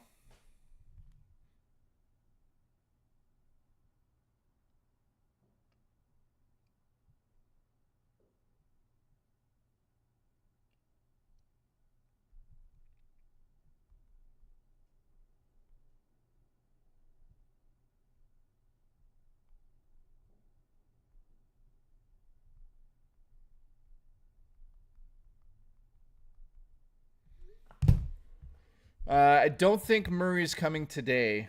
I don't think Murray will be here on stream over the weekend either. Something terrible happened. I'm not going to really get too personal about that.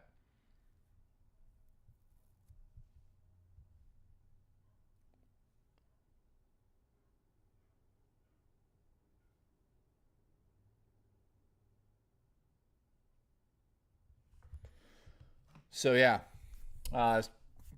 again, not going to get personal about Murray ever. Something very bad happened. So she's probably not going to be on stream for this next little bit. But she definitely will be on more streams in the future. So like I said to Nightbreaker, thank you for the support, dude. I appreciate that. And like I said, when people pass away that are close to us, you have to think about yourself and what they would think about you. And I think that's the more important part in life. So let's, I'm still going to be streaming for the next 2.5 hours or something here until 8 o'clock tonight when we go to movie night. Tonight we're watching something crazy on the stream tonight. Murray's fine, guys. Don't worry about that. I'll just say this. There's a passing in the family. That's all I'll say. And, yeah, it's not easy.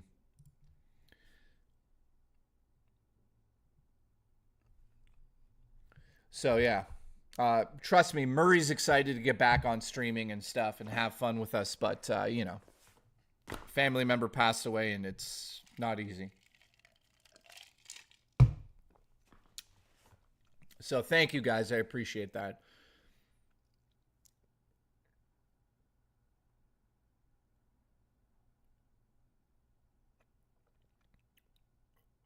Yeah, Morris, sorry, man.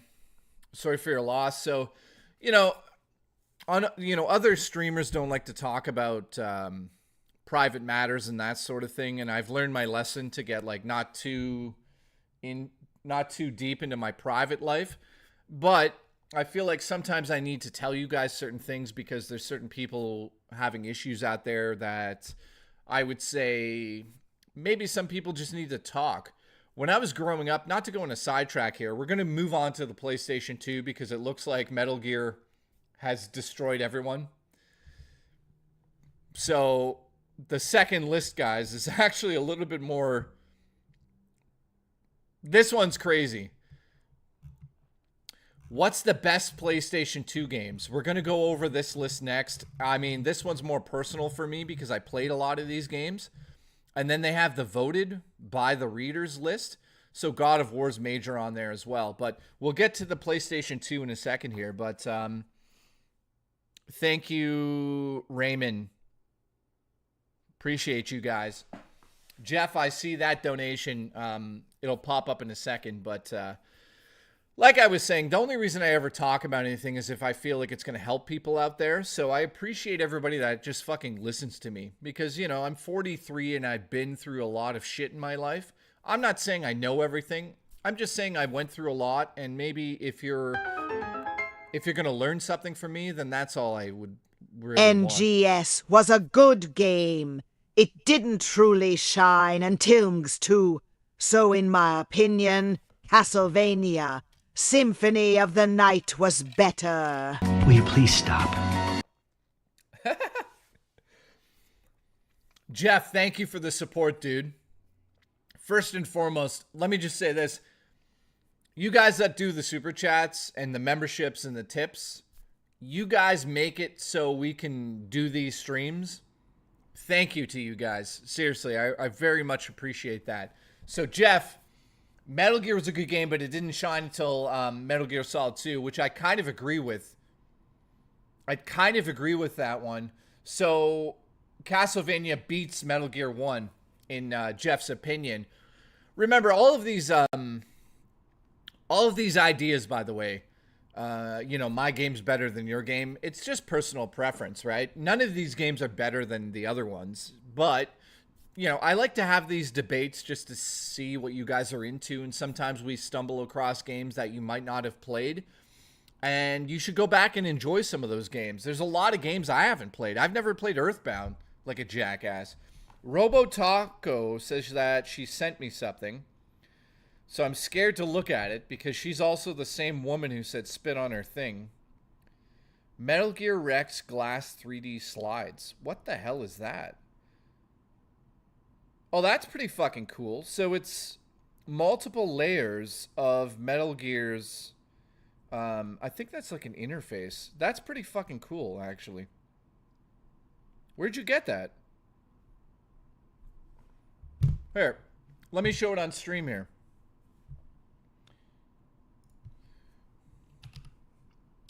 So Robo Taco just sent this over.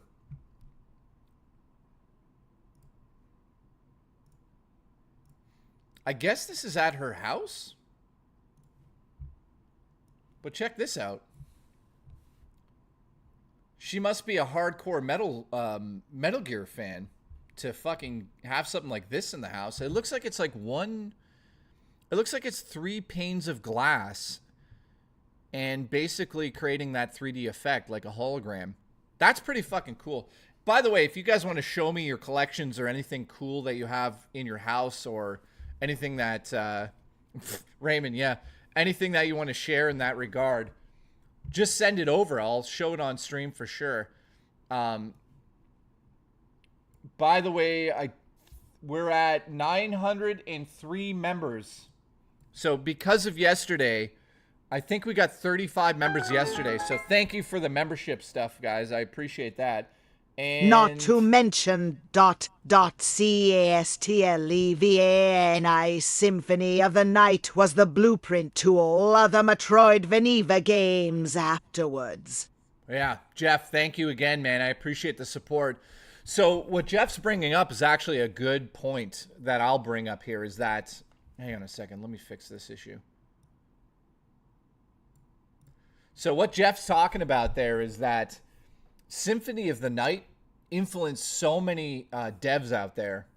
Tons of devs. I mean, the whole Metroidvania genre really owes itself, obviously, to a few different games out there, but, you know, Metroid being one of them. But Symphony of the Night really locked down that idea. And that's something that, you know, nowadays we get so many fucking amazing Metroidvania games. That's a genre that I'm deeply in love with. I love when they take Metroidvania and mix it with like Souls-like or roguelike. I love roguelike games now. It is Rex. Yeah, sorry, I was reading the chat there. But I love roguelike games where I'm trying to think, like Rogue Legacy is one that I absolutely adore. Another game I really love right now is Vampire Survivors. I can't stop playing that fucking game. Non-stop. I have it on my phone, which is crazy to say. I don't play games on my phone really, but Vampire Survivors on the phone is even good. Dead Cells is another game that, yeah, Hades too. I hear it's amazing. I didn't buy it yet because it's an early access, but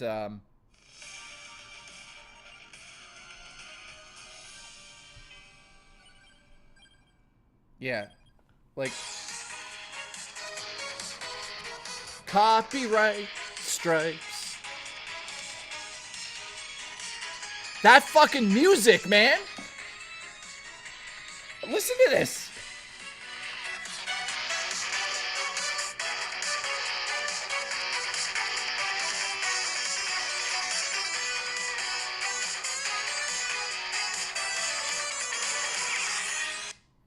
If you haven't played Vampire Survivors, something is wrong with you.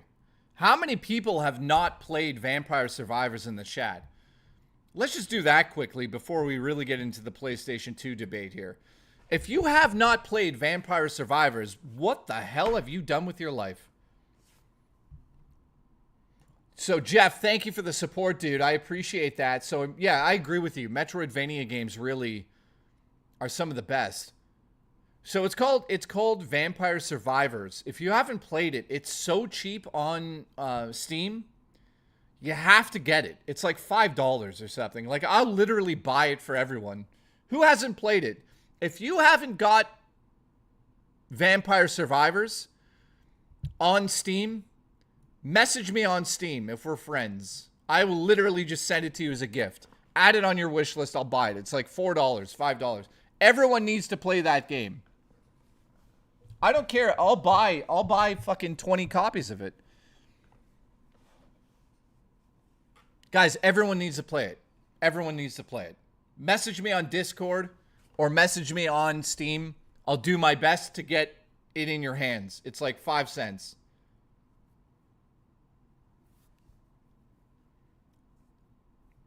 Yeah, I don't mind giving back to the community. I'll buy it for everyone. You know, obviously not for 1,000 people, but I mean, it's $3. Like, how much is it?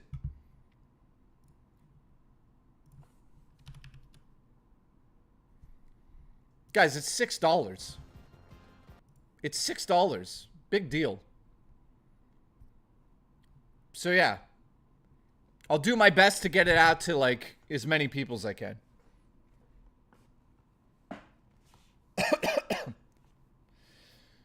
But, okay, so Vampire Survivors is, like, incredible game. If you've missed out on that one, man, it's amazing. Definitely, guys, it's only $6. Go buy it.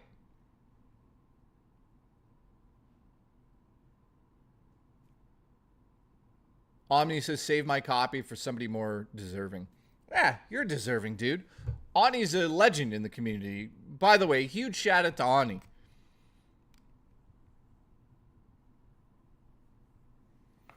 So, here we go.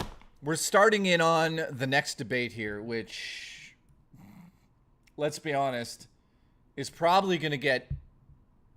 This is probably the hardest, maybe? So, we're talking about now the PlayStation 2, the legacy of the PlayStation 2. Let's just say this. The PlayStation 2, which... came out, let's see when PlayStation 2 came out. What was the actual date for the PlayStation 2? The PlayStation 2 Wiki says it came out in North America in October of 2000. So that's crazy. The Slim came out 4 years later. That is absolutely insane. So at launch, let's see if it has a list of launch... The game library, man. Holy crap. Sales. It went on to sell 160 million units worldwide. I think the Nintendo Switch just took that over, by the way. So it came out in 2000. Here's my story about my PlayStation 2. When the PlayStation 2 came out, I went to the store. You guys are going to be like, Jesus Christ, what did you do that for? So when the PlayStation 2 came out, I bought it from a place called Microplay. Microplay took in trades. I traded in my I got to get this straight.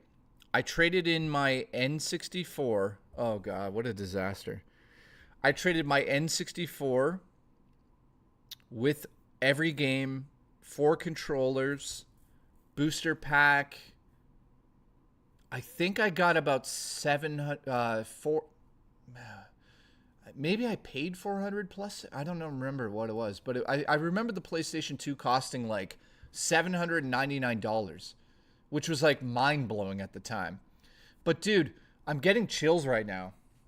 I'm getting chills because I still remember, you know, like the PlayStation 2 startup sound first and foremost. Hang on.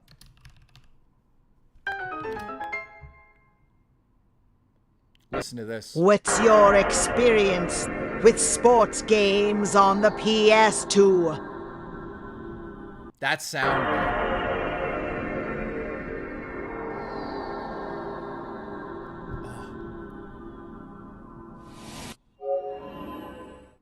Oh my God. So Misery says, Mr. E, thank you, dude. I appreciate the support. Says, which sports games do you play on PS2? I'm going to be honest. I am Canadian, so I got into EA's NHL series like you would not believe. I played every single NHL game on the PlayStation 2. I played a little bit of Madden back in the day, but not too much. I'm not shitting on any of those games. Sports games have their right to be where they are. But primarily, I just focused on hockey on the PlayStation 2. It was such an experience, man, because being able to play hockey on PS2. Now, let me just show you what it looked like. So, PS2 NHL. The NHL series on PlayStation 2 was, you know... oh, God, I get memories of this. Look at this. Man, I still remember this screen. Look at that. It doesn't look terrible. So this is NHL 2002. I probably played this for fucking ever. I love the camera that they introduced here. That camera. I remember that. Oh, made you feel like you're in the game. Listen to the audio for a second. Scored by number 19, Shane Doan, assisted by number 21, Fires. Hanzus by Doan. number 16, Michael That guy's Hanzus. voice. Bleach levels him. That guy's voice, man. Holy shit, does that not bring back memories, guys? That guy used to scream. I remember that guy. Guy, I get chills thinking about that. So, yeah, and it zoomed in. I remember those days, man. So, Mystery, yeah, dude. Mostly stuck to NHL games on my PS2. There's one... So, let me show you the game that changed my life on the PlayStation 2. Okay? Here it is. This game...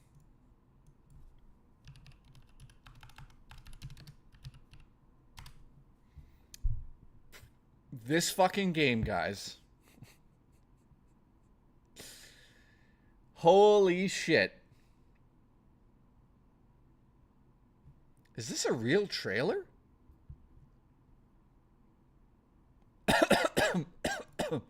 So this game on PlayStation 2, guys, changed everything. Watch this.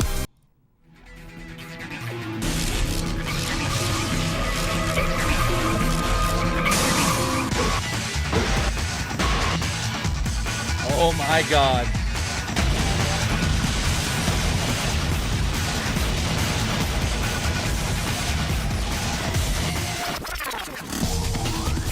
Copyright. I gotta be careful with that.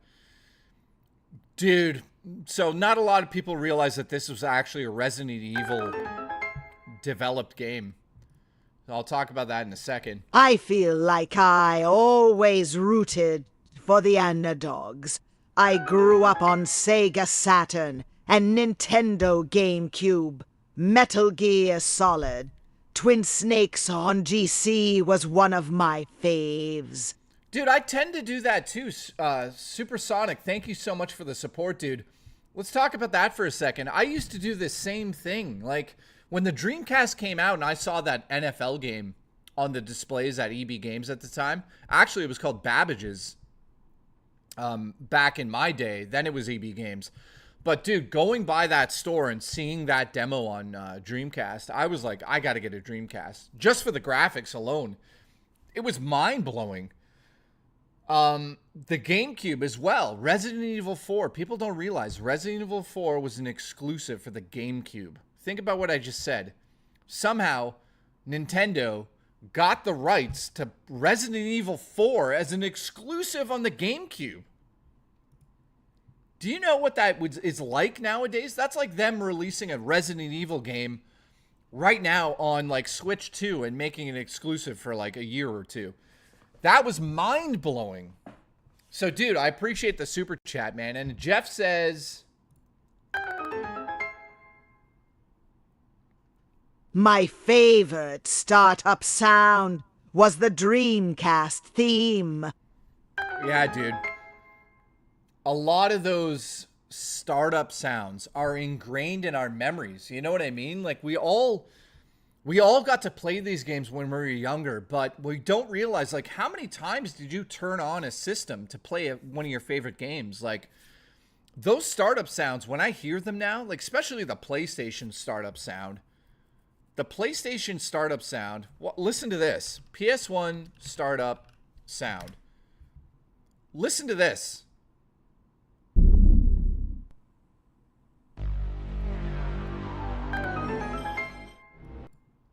I mean, Facts. My brain melted when I first saw Devil May Cry 2. Jeff, thank you, man. So let me get to these in an order here. So thank you, Jeff, big time, dude. I appreciate the support. You're a goddamn legend, man. I'm glad that you're enjoying this in this chat. You know, I'm honored that you're spending your time with me. Thank you, man. Ani says this. That reminds me, I randomly found a Sega Mega Drive to Genesis 2 and Mega CD unit the other day at home. No adapter, games, or other leads though. Dude, where the hell was a Sega Mega Drive 2, Genesis 2, and Mega CD? Where the hell did you have that hidden in your house? That's legendary, man. Are you, Ani, are you going to get that working? Let me know in the chat, man. Also, thank you for the support. Big time, guys. I hope you get it working and show me some video on Discord, dude. Jeff says facts. Facts. My brain melted when I first saw Devil May Cry 2. Man. Okay, let's talk about Devil May Cry for a second because I was showing it off there. This trailer, guys. So, again, Jeff, thank you for bringing that up, dude. Devil May Cry was originally supposed to be a Resident Evil game. Now, it got further into development, and they realized that there was a bit of a bug. And they realized that in that bug was a whole other game. So what had happened was, you know in Devil May Cry, when you jump as the character and you're able to shoot, and you hang in the air? So you can just go boom, boom, boom, boom from in the air, right? Which makes no sense in a Resident Evil game. So it was actual error that took place during development. And in that moment, they were like, wait a minute. Forget Resident Evil. Let's develop a game that uses this crazy weird mechanic. And that is literally the beginning of Devil May Cry. Devil May Cry is unbelievable. If you've never played that, then you're really missing out. Like, we're talking about one of the best outside of development, I would just say. Like, Resident Evil has its ups and downs. Let's get that straight. Resident Evil Survivor on PlayStation 1, ugh. But, guys, Resident Evil, obviously went on to be this massive series. We all love it nowadays. But you got to go back in time and experience some of these other sort of, like, I would call them, like, pillars of the community. Retro community, like Devil May Cry 1 on PS2. If you haven't played that, something's wrong with you. So, Jeff, thank you, man. All right. Mystery says... Talk about your experience with NFS series on PS2. Dude, okay. I'll show you the game. Watch this. Okay, so Need for Speed, PS2. What game do you think I played the most? You ready? There it is. Let me just talk about this for a second. So Mystery said, talk about the Need for Speed series on PS2. Well, let's talk about this for a quick second. I'm going to mute that. So Need for Speed Underground was, and still is, one of the best Need for Speed games ever. I will say this. It had a level of customization that was through the roof, which is where I sort of got into the series in a major bad way. Like, I got addicted to this game. So you were able to do everything, like from the outside of the car. You're able to change, everything. Like, look at this. Changing the tires, changing the bodywork, changing the bumpers, changing the lights, changing the color of the lights. And this is where it really started to open up. And I swear to God, I must have spent thousands of hours playing Underground 2. The reason why I really got into Underground 2 was because it was really the first time that let you feel like you were really somebody in a world that, dude, remember that camera when it would go off the jumps, man? Like, watch this. Oh, I thought that was a jump. Never mind. But this game was like open world, customizable cars from every degree that you can think of. So we're talking about handling. That was incredible. Look at the handling in this game. Watch this. Boom. Cut. I remember that. The hang time meter. Everything about this game was amazing. So I remember playing this game first and foremost because my buddies at the time were into cars. And they were into... So around the time this came out was when my dad owned a pool hall. So I know you guys know about that. My dad owned a pool hall. Around that time, everybody that came to the pool hall had Honda Civics with body kits. We're talking about turbos installed. The music was amazing in that game, I should say, as well.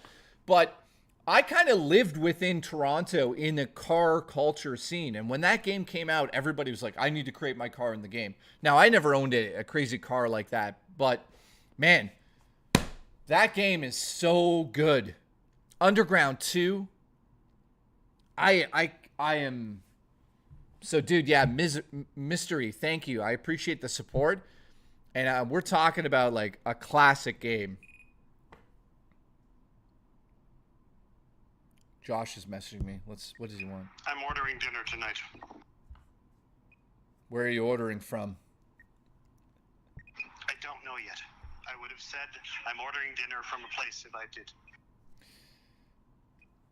Okay, you let me know where you're ordering from. I might tag along. Also, you have a nice ass.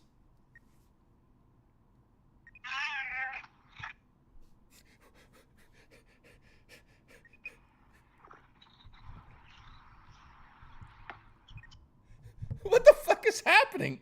What the fuck was that? Was that a cat?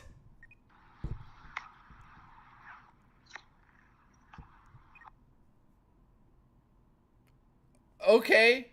Hang on. He might be having a stroke. Are you okay down there?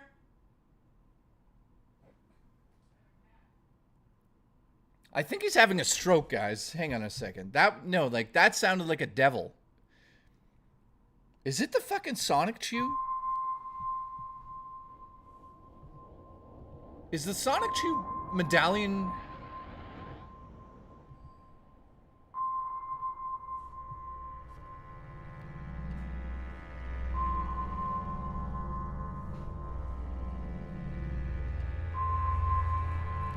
Is this Curse my roommate?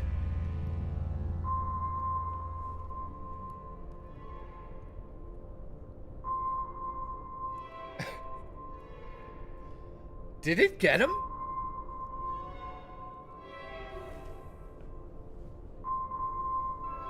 Okay. It got him, guys. Why all the gay jokes, says Johnny Richards. You're one, stay gay, you dumb motherfucker. Cream. Will you please stop? All right, so what? You can't joke about gay men now? Why are you gatekeeping gay jokes? You're fired. You're fired. Okay, so Jay, Star Wars Episode 3 for PS2. Guys, don't even... Bobby Brown, thank you for the support, by the way, and watching, dude. Don't even get me started with Star Wars games on PS2. I'll show you the Star Wars game on PS2 that I played the most. Watch this. PS2 Star Wars. You ready? Guess what it is? It is called... Where is it? Why isn't it there? There it is. You ready? Oh, man. Sent a pic on Discord. Not even sure if it works. Ani, thank you, dude. Let's see what Ani sent over. You sent it to me on DMs, but I don't see it, dude. Ani, you have to send it to me direct message. Oh, wait, no, I see it now. Accept DM. Accept DM. Okay,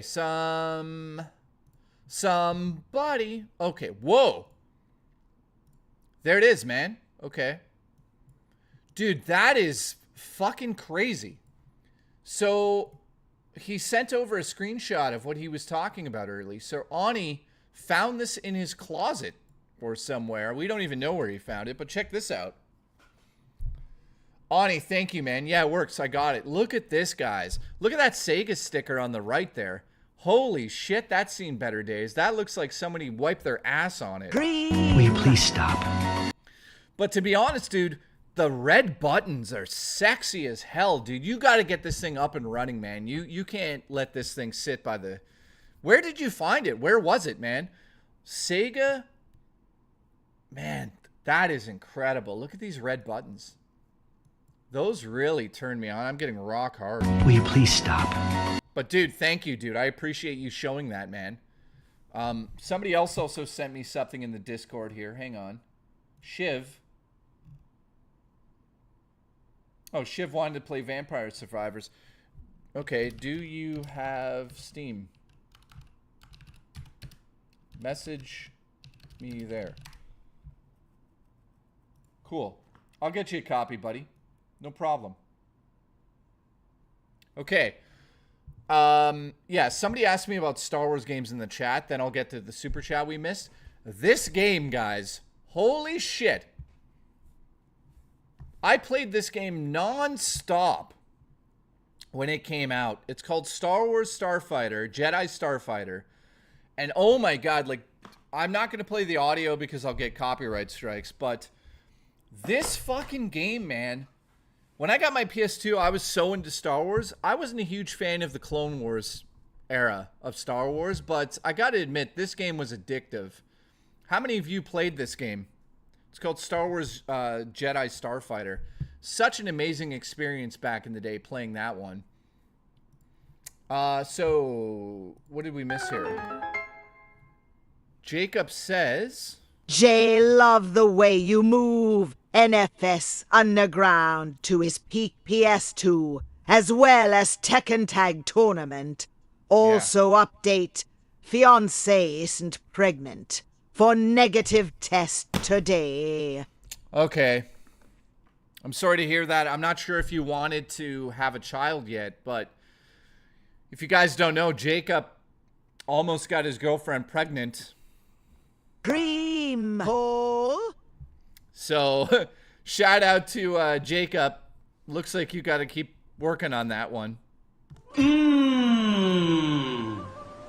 Sushi sake hot, so sugar. You suck it to me, I'll suck it to you.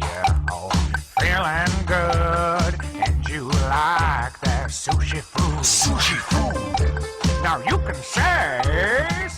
Okay. Have you ever seen the movie The Breakup? There's a great scene where they play Madden 2005 on the PS2. Mystery, I think I know what you're talking about. The Breakup.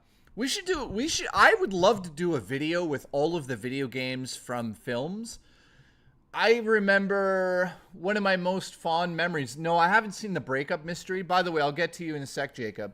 Because he talks about a few other things there. Thank you so much for the support, guys. But I didn't see The Breakup, but one of the most memorable scenes of video games for me, obviously, is The Wizard because of Super Mario 3. So let's get that out of the way.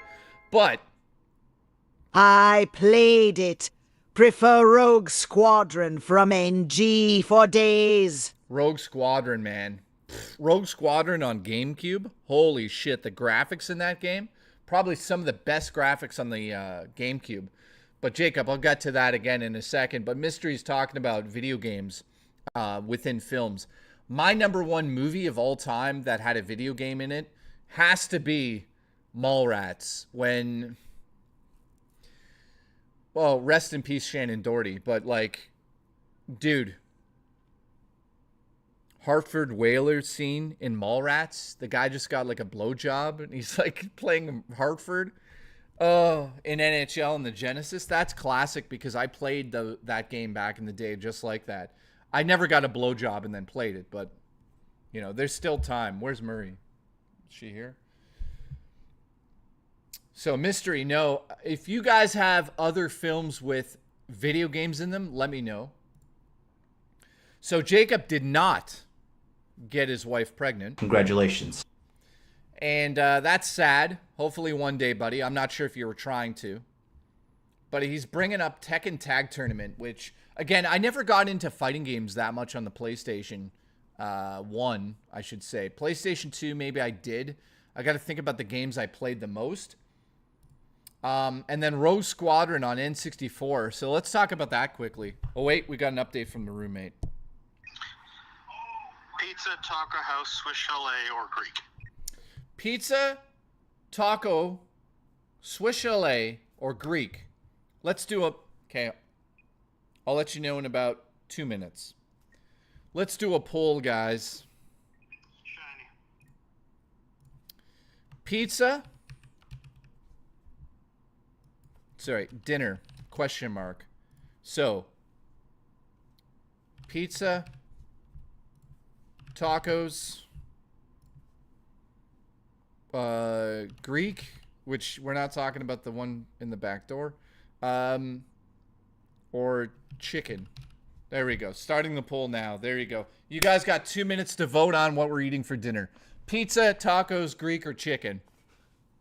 There's a poll in the top of the chat. Listen, go touch my poll and figure it out. Okay, so where were we? We're talking about Rogue Squadron. Jacob, thank you for the support, by the way. So I would say that, like, Rogue Squadron, man, I don't think people realize what it was like to play Rogue Squadron. Sorry, what the hell was I looking up? On the GameCube. Yeah, okay. Rogue Squadron, GameCube. Guys, look at the graphics in this. This is real. I mean, I can't believe this is real. That's real time. For GameCube? Let's go to a better level. Guys, this is on GameCube back in the day. Look at the graphics.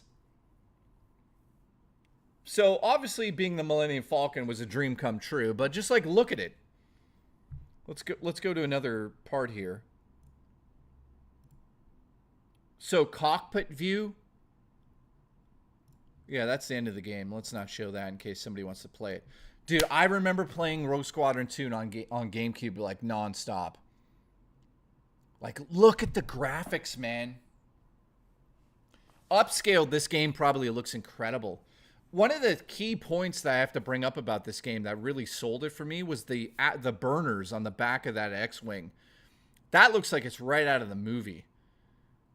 You know, that little fine detail of getting that correct was amazing. Also, the X-Wing foils, I think they're called. The spoilers on each side, the wings themselves, the foils. Having those, like, go up and down from battle mode to combat mode. You know, and also Hoth. Like, come on. Look at these, man. Incredible. Incredible game. You know, space battles. Look at the B-Wing. Y-Wings. Look in the background there. You got cruisers. You got, obviously, TIE fighters. What are the ships are we looking at here? You know, this game, man. Pff, how many of you played this? That's definitely up there. Yeah, and dude, that mission was difficult, too. All right, so let's check the poll. Looks like pizza's winning. Tacos is in a distant second by 10 points. 10 degrees, I should say. Chicken is at 5. Pizza is at number 1. You guys sure about that? Anybody else got to vote? Vote now.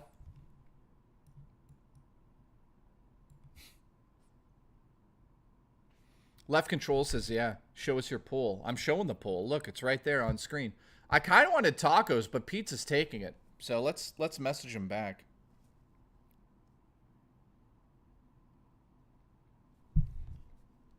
Unfortunately, I was hoping tacos, but it looks like pizza has won.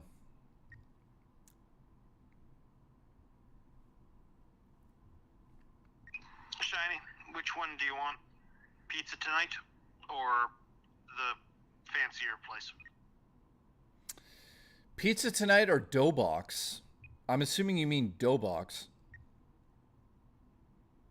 Yes.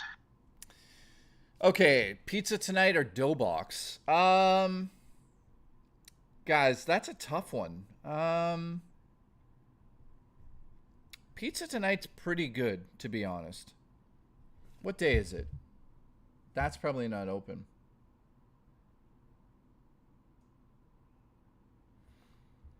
Wait a minute. A 220-foot asteroid racing towards Earth, NASA alerts.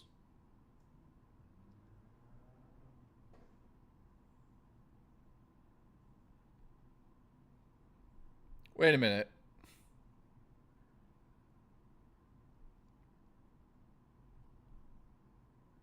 China plans to deflect a near-Earth asteroid in 2030.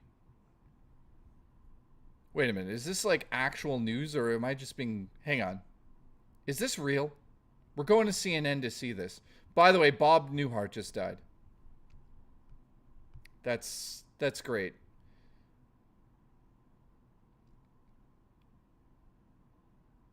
So this asteroid thing is not on CNN. I thought an asteroid was killing us all. Don't worry, guys. There's no asteroid, but Bob Newhart died. Rest in peace to Bob Newhart. I used to watch his show. The fucking Medallion strikes again. Hang on. Let's do pizza tonight, and I'll just do like a deluxe with dipping sauce. Let's make it ranch. Doesn't need to be fancy. You hear what I'm saying? It's the Medallion, guys. Shiny, I'll order.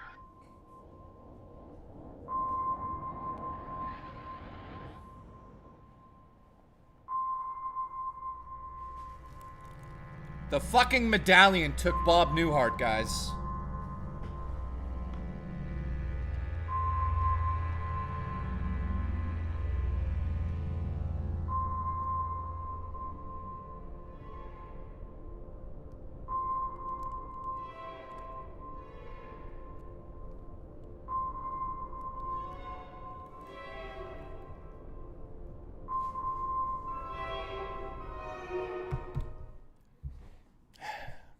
Okay, let me just say this. I talked to Chris Boros about the Medallion.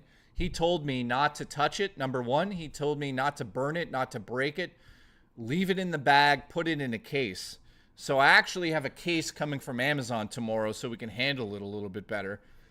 But yeah, the Pikachu pendant is here. And it's the Sonic Chew pendant from Chris Chan is official. So he told me not to touch it with my bare hands, which I haven't done.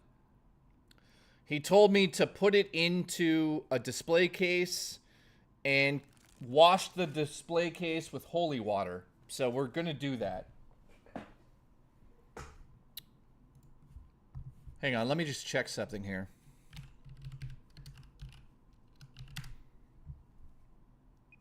Are you ordering on the website or calling?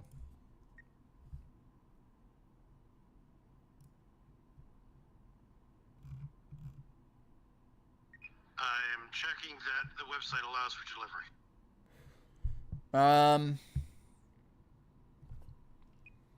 Okay, 1 second. I'm just yeah, let's okay, I'm just now talking to you randomly. Okay, hang on.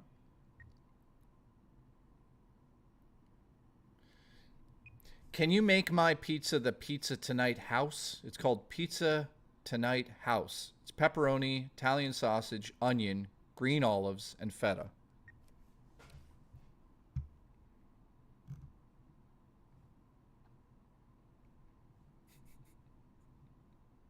Can do. And I'll do ranch. And I'll do you as well.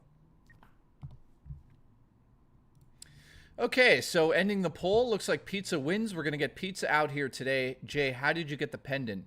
So our good friend Alice in the chat sent the pendant over. I didn't believe it at first. Let me actually talk about this for a second. The pendant itself was sent over by Alice in the chat. Alice also confirmed with me that it is real. I have proof that it is sent to her through Chris Chan himself. This is a real Chris Chan Sonic Chew pendant that's in my house right now. I'm going to say this to the pendant and Chris Chan's curse. I have not touched you yet, and I will not touch you barehanded because I was told not to.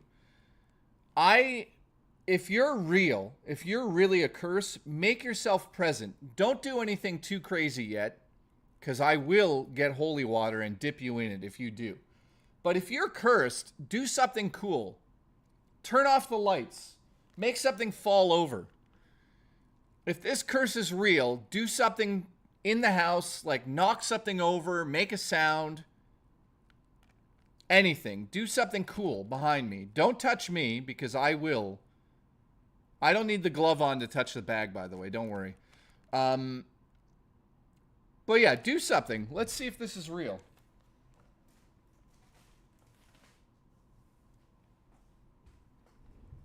I wouldn't own anything from Chris Chan, but that's just me. Cosmic says. So Alice bought that from Etsy. Chris Chan sold them on Etsy. So yeah, I have lots of haunted objects in this place, but there's a new one now. Let's see if something happens. Like, do something crazy. Make something move in the background. Do something. Knock a game off the shelf. Let's go here. Come on. Come on, do something. Guys, that's creepy. This has always been creepy to me. Look at this thing.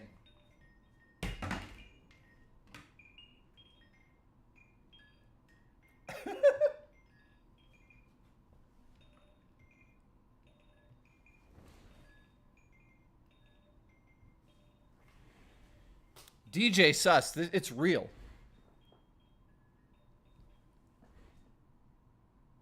DJ Sus, this is real. This is a real one. I got proof. Like, I got legitimate proof that that's real. Hang on, look.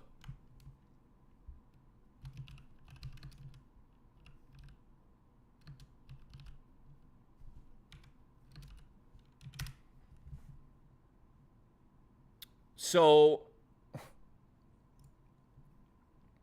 hang on. So here you go, guys. This is like...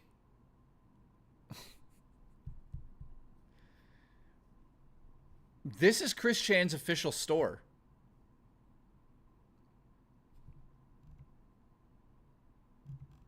That's what the pendants look like when he sends them out.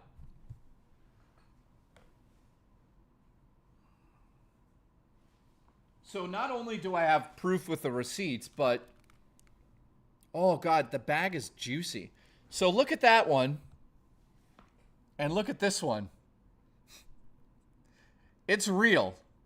This is really what he made. It's real. It's the real deal. Trust me. I would not fake this. It's handmade by him. You guys can order one. Here's one for $50, $60 in Canada if you really feel like it.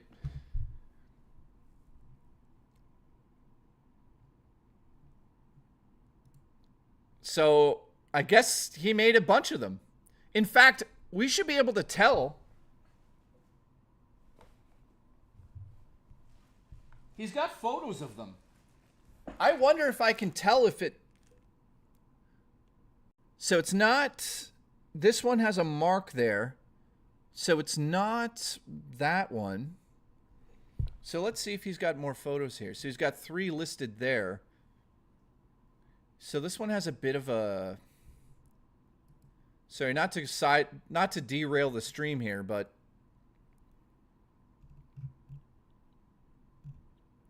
You know, the listing wouldn't be up here anymore. Can you look at sold items?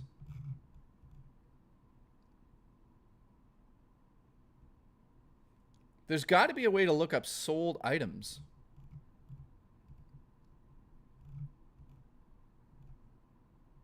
Oh my God, he sold tons.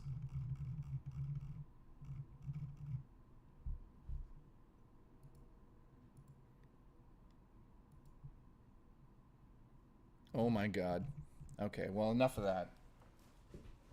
We'll dive deep into it another time, but it's real. It is absolutely real, unfortunately.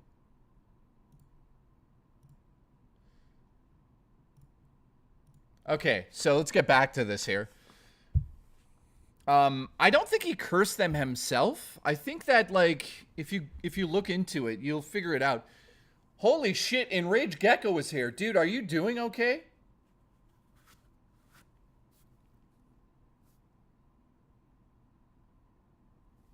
I hope you're doing all right, man. I haven't seen you on the live for quite some time now. Ordered. It's ordered. He always said...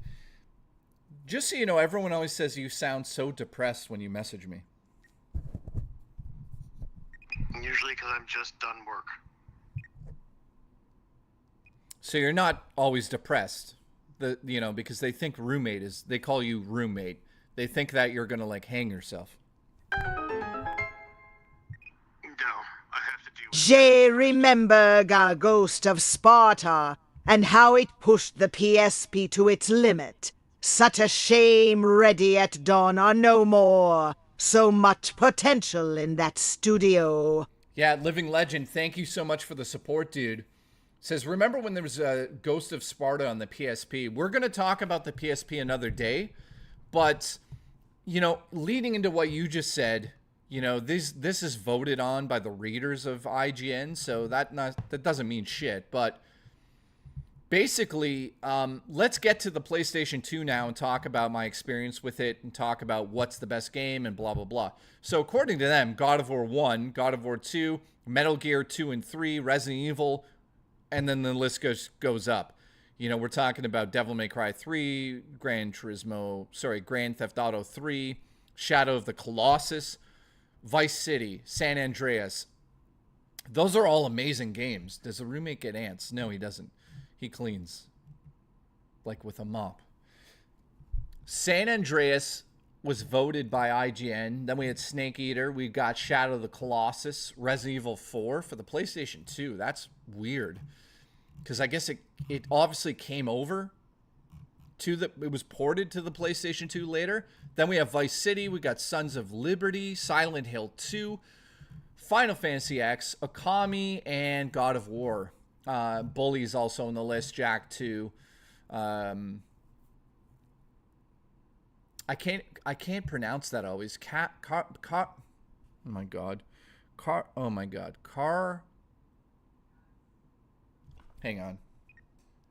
Hey, how do you pronounce that game on PS2 where you're like collecting garbage and you're rolling around? It's like Katamari? Yeah, Katamari something. Katamari Damacy. Damacy, okay. There you go. Katamari Damacy. Got Devil May Cry 3, Psychonauts, Burnout Revenge, Beyond Good and Evil? Literally translated as clumping soul. Oh, never knew that. Up Your Arsenal. That one was great. The name. Disgaea. Never played that one. Tony Hawk Underground. Kingdom Hearts 2. NBA Street Volume 2. Ico. Oh. Let's talk about Sly Cooper. I hope that comes back. Guitar Hero. So there you go. There's the top 25 on according to IGN. So, Living Legend, thanks for the support, dude.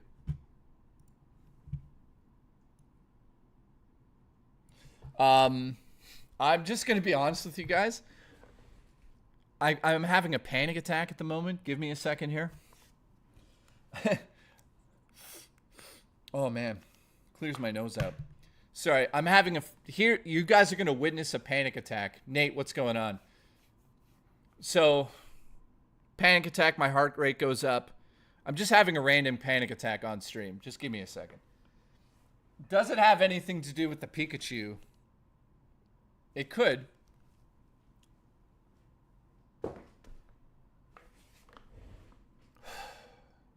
All right.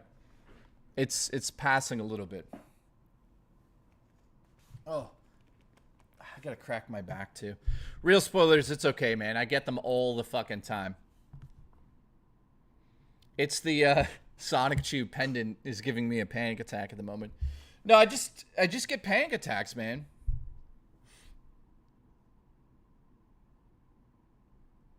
Yeah, and I also shake. When I get like that, I'm not doing that. I promise. I get like, you see that? I don't know what it is, man. I just get random fucking attacks. So I apologize. I'll be okay. Let me get a drink. Hang on. Guys, it's the fucking curse taking me over. Oh, I've got it bad right now. Look. Yeah, okay. Well. Hang on.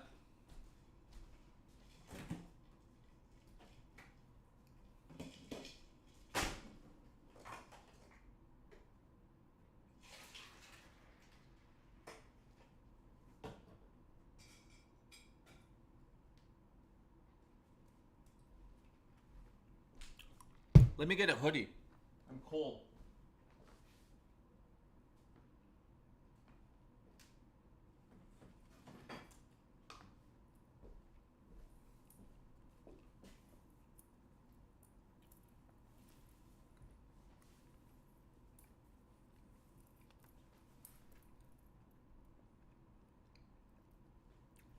Guys, the fucking temperature. I'm being dead serious for a second. It's cold in here. Let me check.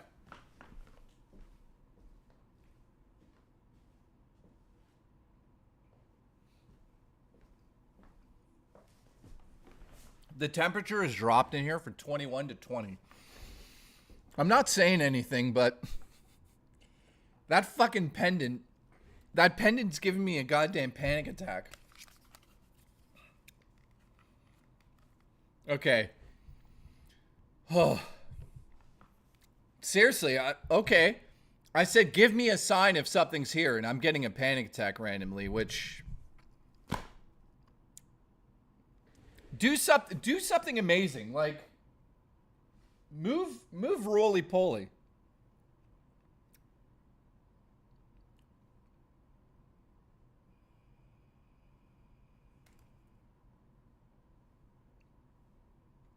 Make a sound. Do something.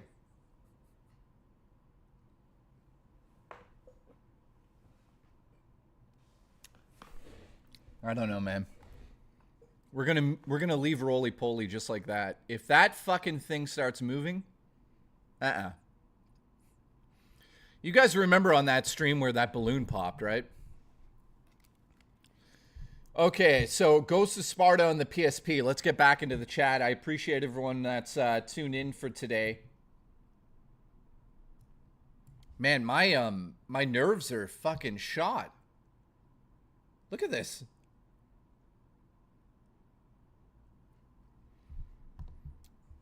I don't know, man. Weird.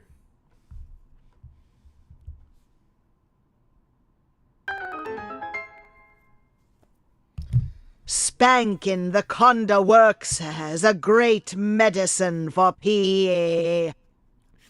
Listen. Listen, slap my anaconda and make me feel better.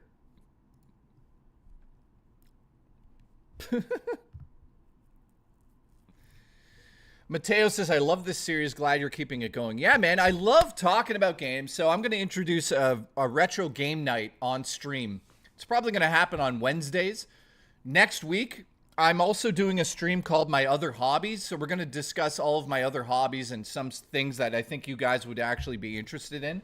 For instance, if you've got a family or a girlfriend, boyfriend, whatever, there's these games called the Exit, the game. And basically, it's like a escape room within a game.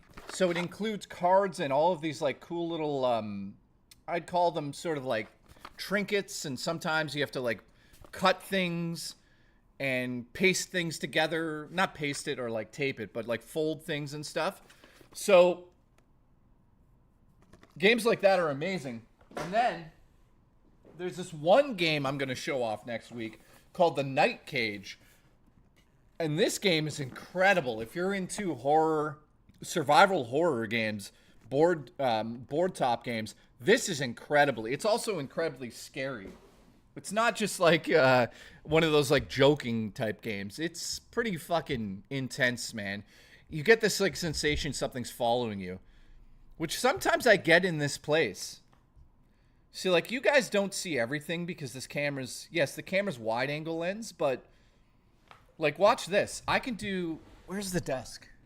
So, as you guys know, I can go multi-camera on here. But I don't have multi-camera on. But the camera's attached to the desk. Hang on. Watch this. I don't think... Okay, it should freely move pretty quick. There you go. So I'm able to move the camera around because it's attached to the desk. So let's move it over here a little bit. That way we can get some more of the background here.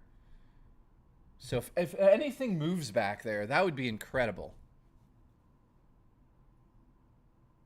Yeah, I got the shakes. Okay, anyways, it's freaked me out a little bit. So Living Legend says, spank the chode to feel better for panic attack. Yeah, I mean, I feel better with panic attacks too. When I do that as well, which I do all the time. All right, let's get into this.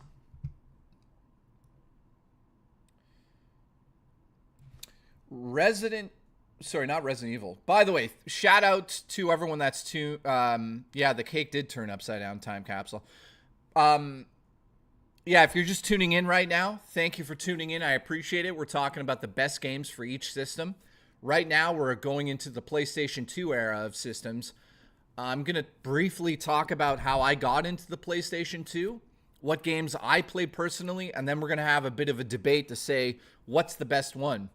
Don't tune out. Yeah, don't do that.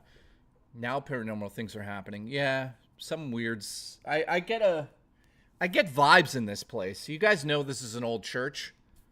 So I wish I could show more of the church, but, you know.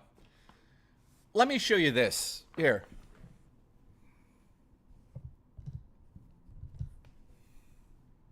So it's an old church, and, you know, upstairs there you go. That's where I used to stream.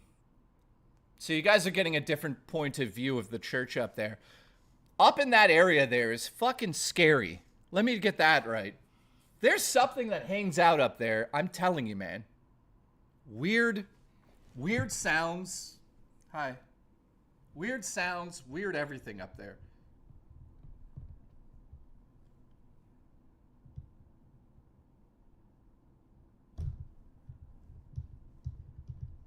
Okay, let's see if I got that back to where I want it.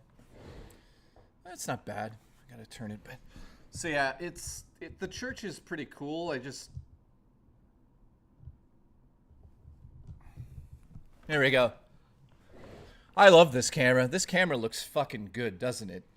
Like, my quality here is top notch. Why don't I stream from upstairs? I technically could do that, but I'd have to bring up the whole setup. You know, I'd like to show you guys this setup, but basically I have a desk here with the 3 monitors around here. But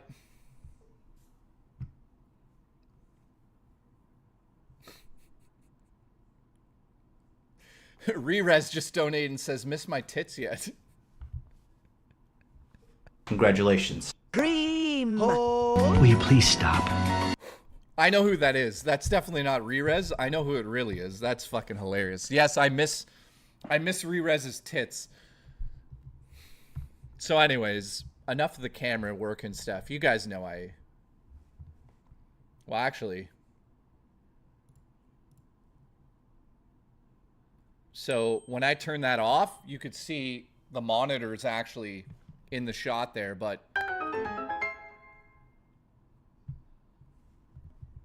Sip on a good be urban. Alcohol is a central nervous system depress at that. Upon crossing the blood-brain barrier, slows synaptic activity. So, Enraged Gecko, thank you, man. I appreciate the support, dude. He's saying that I should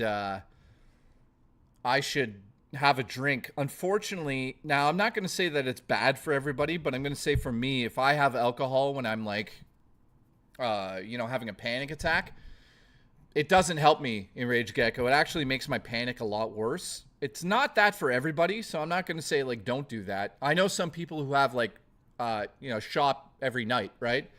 Or have, like, a drink at nighttime to feel better, but it doesn't work for me, man. But I appreciate you mentioning that. Like, lately, I'll just be honest with you guys before we talk about the PlayStation stuff.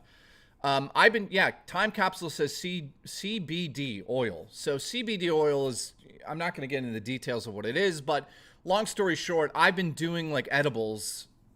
And, I mean, I can't say that it's been a great experience. I've been just trying to figure out the perfect amount of everything, right? So I don't like getting high off of edibles whatsoever. I don't just like it in general, but the CBD is supposed to calm you down. You got to take it for months before it will. But you know, like the problem with the edibles in Canada is, like, sometimes you take one and you're like, okay, that didn't do anything. Then you take one and you're like, hi, I'm high as a kite. So I don't know my limits for that stuff, so I wouldn't recommend getting into that either. But, you know, the only thing that really helps me now is, like, Ativan. You pop one of those under your tongue and you're, like, in La La Land. So, be right back. So, shout out to Rerez's tits and shout out to Enraged Gecko. Nice to see you back. Let's get into this debate. So, let me talk about the PlayStation 2 here. What about incense, Mateo says? I never tried that either. What the fuck? Okay. Is that the oil you put under your tongue? Yeah, CBD oil you put under your tongue and you ingest it that way. Okay, so let's talk about PS2. So let's look up, first and foremost, the PS2 release date. So PS2 release date right here on screen now. It came out in November of 2000. I think I showed this already in the UI. So October 2000, the 26th. So I was in the middle of a story there before I stopped talking about it. But the PS2, in my personal opinion, was a major step in the right direction for gaming. I remember getting it by trading in my Nintendo 64 with like 7 games. I think I got around $500. I still had to drop $200 on it. I got Devil May Cry when I was able to get it. Now, when I played Devil May Cry, obviously that was totally worth it. This is another question for another whole debate. Was there a system that, like a quote unquote system seller, that basically made you buy a system just for one game? For me personally, I could say it happened twice in my life, maybe 3 times. I'm trying to think what the third one was, but Nintendo 64, I bought it for one game only, Super Mario 64. I bought GameCube for Resident Evil 4, 100%. And I'm trying to think if there are other systems I bought the whole system for just to play the game. I'm pretty sure for me personally, that was it. Those two games, man. Enraged Gecko says Turok Dinosaur Hunter for the 64. Crazy, dude. You bought a 64 just to play that, eh? I bought a Switch for Breath of the Wild. Well, Andrew, yeah. Everybody bought a Switch to play Breath of the Wild. Not everybody, but a lot of people did. GoldenEye, Fredable Hulk says, yeah. GoldenEye for the N64. He bought that. Billy says he bought a GameCube just for Resident Evil 1 Remake. Crazy. That's also amazing, dude, that you did that. I still remember the day bringing Resident Evil 1 Remake home. And oh my God, the graphics.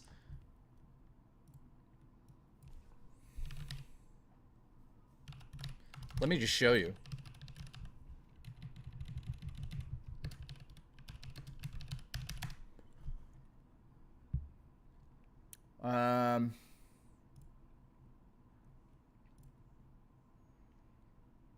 So this is, look at that. Look at the graphics for a Resident Evil game, man. Now, I mean, graphics don't make every game, okay? Let me get that straight. But I mean, Resident Evil looking this good on the GameCube was mind-blowing. It wasn't, guys, it was not a small thing. It wasn't just like, oh, okay. Like, you have to understand, this is like real-time graphics for the GameCube. The atmosphere alone was worth it. Just to play this game with these graphics was just like life-changing at the time. And yeah, okay, saying life-changing is like a big deal, right? Some people would be like, what? How can a game change your life? Games influence people in different ways, okay? Now, do they influence them to be violent? Maybe. Maybe somebody will play a game and be like, I want to choose violent. I don't think they cause violence, but on the other side of the coin, playing video games creates spectacular memories for a lot of people. I mean, there's whole YouTube shows about it, like Happy Console Gamer. His whole show's based on playing video games and getting the joy out of that. When I played the PlayStation 2 and I played Devil May Cry, I remember sitting there going, God, like, just, I'm telling you what I thought. I remember saying to myself, like, this right here is why I game. I game for these moments because Devil May Cry on PS2, it's not just a game to me. It was like an event. It took me out of like the shitty situation I was in and put me into this like medieval castle where you play as this like unknown character by Capcom of all like companies, and you're just thrown in there. You got these two guns and you're walking around in the opening, just going up the side steps to this castle. You don't know what you're in for. I think the pizza's here. Either that or there's like a ghost. So guys, like, do you remember those? Like, we should talk about our favorite gaming moments on stream next week as well. Because like I could name like 50 games and be like, hey, you remember this moment? Can I show some Devil May Cry footage? Yeah, check it out.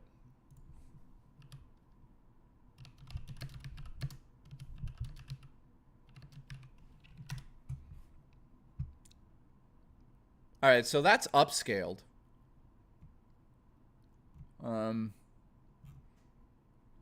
So I don't want to show the upscaled footage because I want you guys to see what it actually looked like. But then again, you know, it is what it is. Let's just do that.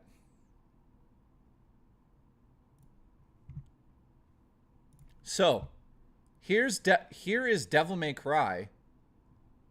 I'll skip the opening.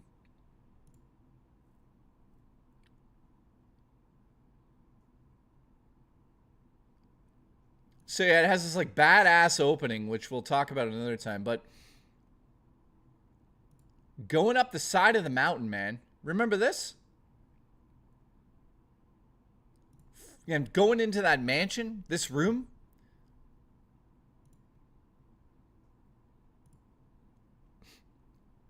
So this is Devil May Cry, guys. Basically, it's such an influential game for so many reasons. I don't want to play the audio because I'll get copyright strikes on that, but check out the just strange assets, like strange character design. Like, I remember those maquettes. They're sort of like these dummy characters that have these huge scythes on the end of their hands. And I remember facing them for the first time and thinking, that's so unique. You know, and there's puzzle aspects to Devil May Cry where you have to, you know, bring a gem or hit a button to open a door.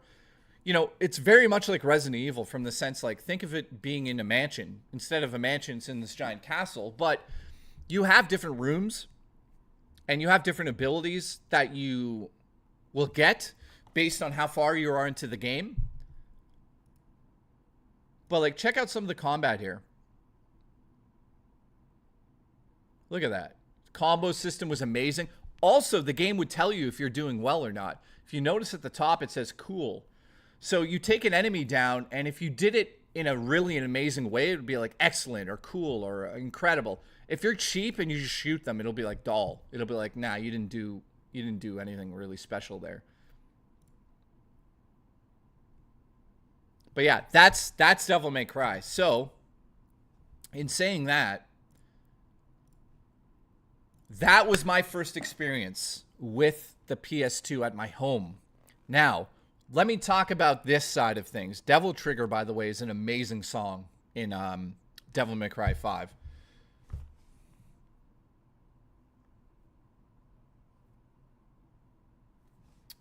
So, here's my first ever experience of the PS2. Let me set up the situation for you. So I used to live next to Square One Mall in Toronto, Canada, or I should say Ontario, Mississauga. So I'll show you Square One Mall, guys. So Square One Mall on maps or just video, or let's just do images. So Square One was technically one of the, or I guess it is one of the biggest malls ever made. This is that shot. That's how big it is right there. That whole center column there. The mall goes around in a circle and stuff. It's massive. It's massive. It's like 5 blocks, 6, 7, 8 blocks. So that's Square One, okay? So inside Square One, that's Square One as well. We had the movie theater. We had across the street. Remember I talked about it the other day. Sega City was across the street there. You got Sears and everything. So I used to go to this mall all the time called Square One Mall. And in Square One was EB Games. And inside EB Games, let me see if this is still there. Let's say like 2000. Is there a photo of it from 2000? Because I'll remember. There it is. There it is. Holy shit, guys. That right there. I'm getting chills. Okay, so that's not Square One, but the same exact store design was my design. It got renovated later into its life, but I don't. That's when it got rebranded. Hang on.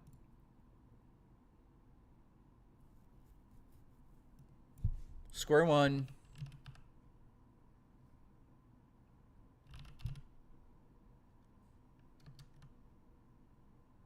It's not coming up. Trying to think of what else I could search for this to pop up so you guys can get a sense of what it was like. So here, for instance, here's the food court. That staircase is gone now. Like, the mall's so different. Dude, it's so crazy to see all this. So, I worked at Square One in EB Games. And at the time, I should say I didn't. I was just about to work at EB Games. So, I'd go into EB Games, and they would have demo kiosks. And they had a kiosk demo of the game that changed my life. Let's just be honest, changed everyone's life in terms of video games. And that is not Andreas and not Vice City, but right here. Where the fuck is it? Let's keep going. Where is it? Wait, they don't have it on the list? Wait a minute. How can it not be on the fucking list? My power just went out. No storms. Sonny Chu. Okay, well, I was talking about Grand Theft Auto 3. Real spoiler says his power went out. Caused by Sonic Chew. Yep. Sonic Chew strikes again, man. Sonic Chew is here. So, okay, let me just check on the pizza. Hang on.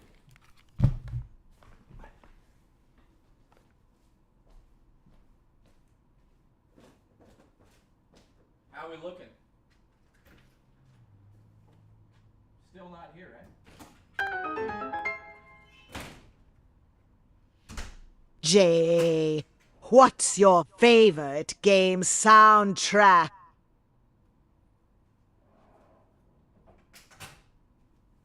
Okay, pizza's not here yet.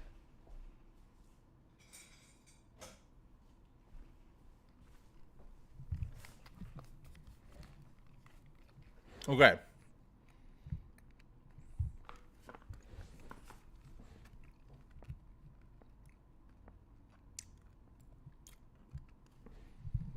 State of emergency.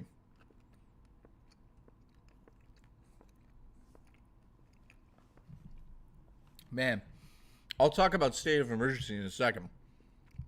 All right. Nightbreaker said, Jay, what's your favorite game soundtrack of all time? Holy shit.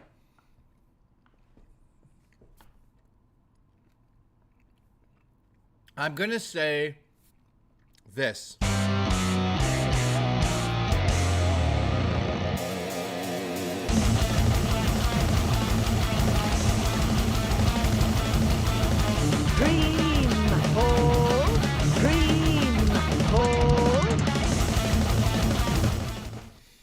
I think personally for me, the music in Link to the Past has to be my favorite soundtrack of all time.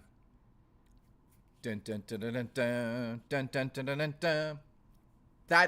That song in the field, Hyrule Field. I mean, I can never forget that music.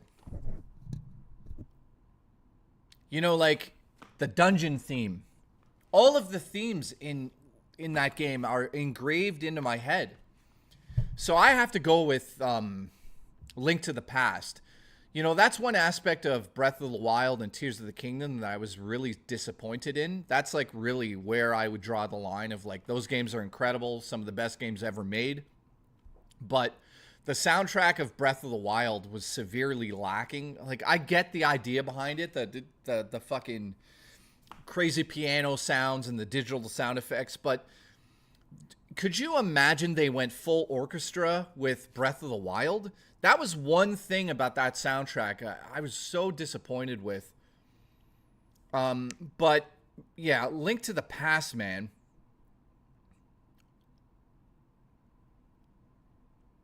I have a generator. I'm going to go get gas now.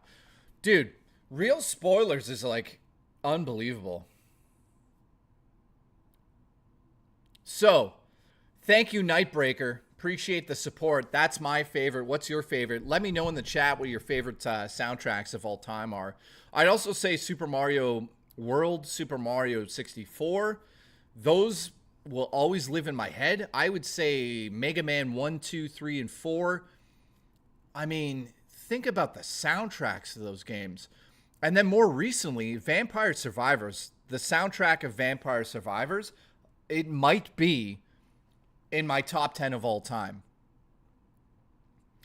Go listen to the soundtrack of Vampire Survivors, guys. It is fucking insane. If you're into like chiptunes or you're into old school retro music, it's insane, man. Now, don't get me wrong. I also am a huge fan of like the crazy PlayStation 1, PlayStation 2 era of gaming, where they would use a lot of UK artists, like the Wipeout series, using like Future Sound of London, or the Ridge Racer soundtrack with that crazy 1990s techno music. You know, those days too, really, I was in my prime when it came to like being able to fuck. I don't know what that means, but I was in my prime to be able to like really appreciate those things, because I was getting into music. I didn't have sex until I was 25, for the record, just so everyone knows. But when I was 20 years old, I was listening to so much music, guys. Yeah, we have an explosion. Time capsule. Dude. Yeah, that song by Future Sound is so fucking good, guys. I'd play it on stream, but I'll get a copyright strike, and ninjas from Japan will jump in my ass. But Future Sound of London, Prodigy, all of those things, man. And then State of Emergency was, I remember, okay, let's talk about PS2 and get into some of these games here, okay? Let's start with, obviously, the game that I saw at that kiosk. I was talking about going to this huge mall. So let me try to close my eyes and just paint you guys a story.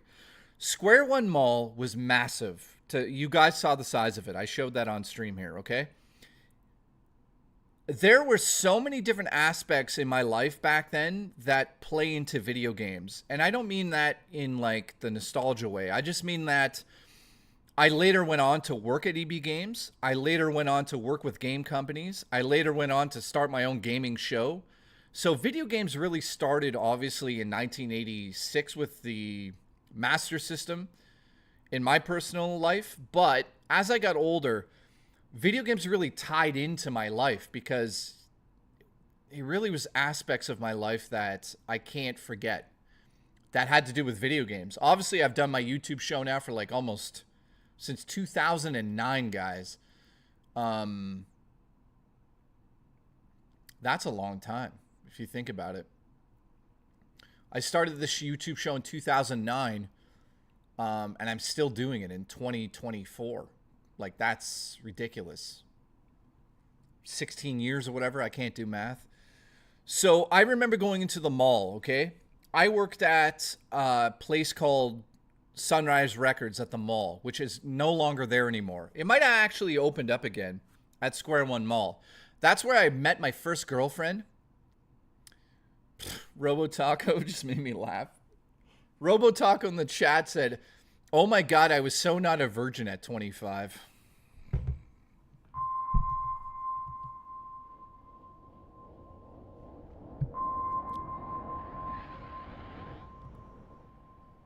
Will you please stop? So thanks for that visual, because now I'm just visualizing you at like an orgy, just going to town. It's thundering outside. People are spitting on each other.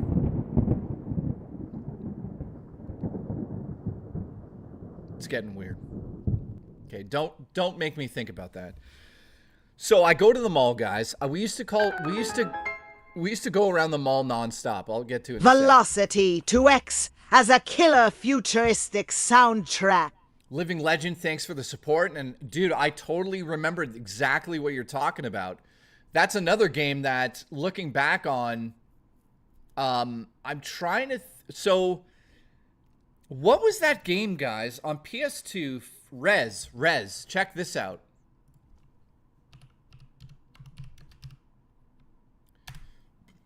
Guys, this game is another game.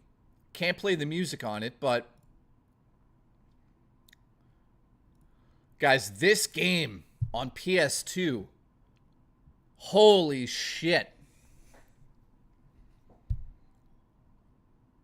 This shit was nuts. Music-wise, incredible.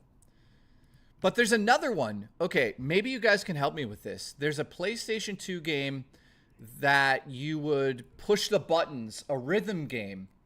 So you'd have the X, the triangle, all that stuff, and it was a rhythm game where I think it was on rails. And what was it called, guys?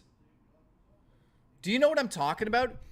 I think it's a sequel to Rez, or it's somewhere in there. And you hit the buttons. Rez Infinity? No. And it's like a kind of like Guitar Hero, but it was electronic music. Somebody must know it. Somebody must know what game I'm talking about. Resin VR is nuts, dude. I'm assuming. Does anyone know what I'm talking about? My pizza's here, by the way. Hang on. Sushi, sake, hot, so sugar. You suck it to me, I'll suck it to you. Oh, feeling good, and you like that sushi food. Sushi food. Now you can say, sushi, sake, hot, sushi good. You suck it to me, I'll suck it to you. Suck it to you. Feeling good, and you know what sake do. Now you can say, sushi, sake, hot, sushi good. You suck it to me, I'll suck it to you. Oh, feeling good, and you like that sushi food. Now you can say, hey, this guy's good. Mmm. Sushi, sake, hot, sushi good. You suck it to me, I'll suck it to you. Oh, feeling good, and you like that sushi food. Sushi food. Now you can say, sushi, sake, hot, sushi good. You suck it to me, I'll suck it to you. Suck it to you. Feeling good, and you know what sake do. Now you can say, sushi, sake, hot, sushi good. You suck it to me, I'll suck it to you. Oh, feeling good, and you like that sushi food. Now you can say, hey, this guy's good. Mmm. Sushi, sake, hot, sushi good. You suck it to me, I'll suck it to you. This song is fucking feeling good, and you like that sushi food. Sushi food. Okay, so did we come up with the name of that game? Fireworks game? No, not Fantasia. Guys, it was like... Maybe it was Res Infinity, but it had like...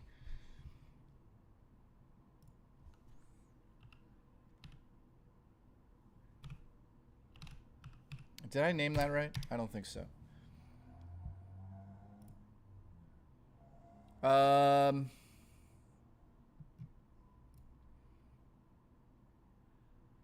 No, it was not that, guys. It was like... I'm trying to visualize it. It was a game where it was on rails and you had the buttons on screen, I think. And as the notes came down the line, you had to hit the button. Amplitude. Carl has nailed it. Carl, you goddamn son of a bitch. Now,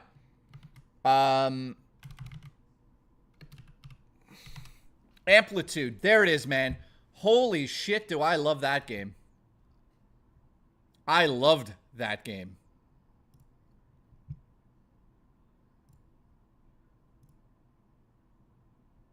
Yeah, Amplitude, man. Holy shit, I played the hell out of that on PS2. Thank you for that, dude. So, I remember going into EB Games one day. We used to walk around the mall like lunatics and act like assholes with Nerf guns. But this mall was like incredibly huge. So you could walk around the mall for hours and hours and hours just seeing random things. So one day we went into EB Games and there was a kiosk. And the kiosk had the game that I'm about to mention. And let me just say this. When I first saw this game for the first time ever, it was like seeing a dream come true. What the fuck is this cable doing? Sorry, rage quit. Seeing Grand Theft Auto 3 for the first time, guys, was like seeing your firstborn. I've never had children, but I'm assuming that's what it was like. Walking into that EB Games and seeing this car on screen. And I remember the guy that was there working there. He later went on to be the assistant manager. And then he literally, and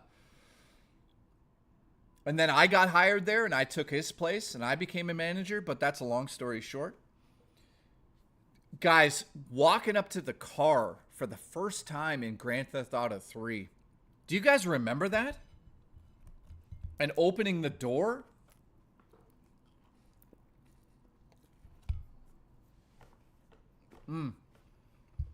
It's so good to eat food right now.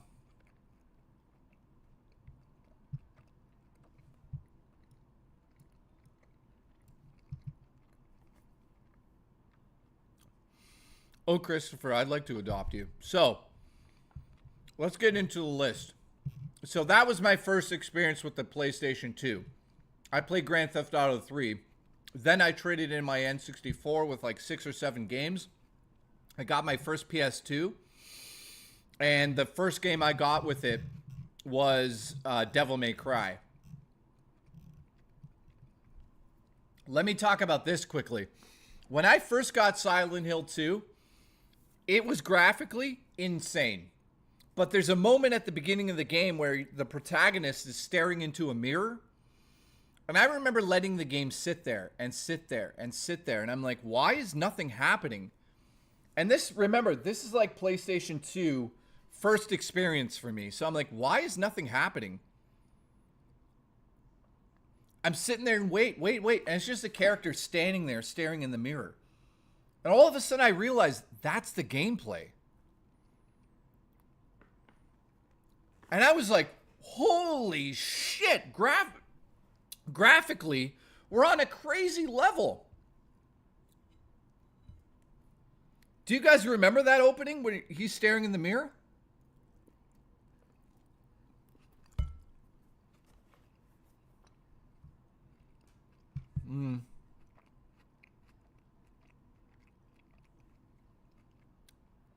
What happened? Biff, what happened?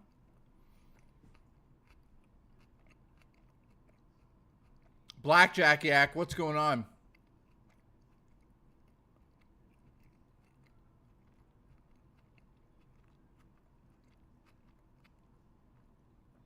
Booch says I only played it for a little bit. So yeah, Silent Hill 2 graphically was just insane.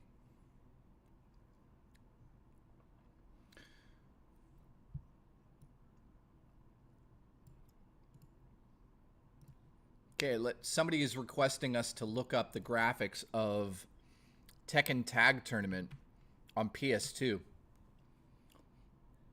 Oh man, do I ever remember this? Graphically,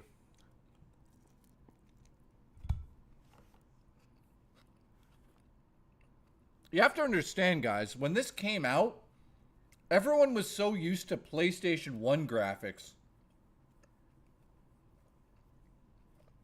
Like, this was mind-bending at the time. For fuck's sakes.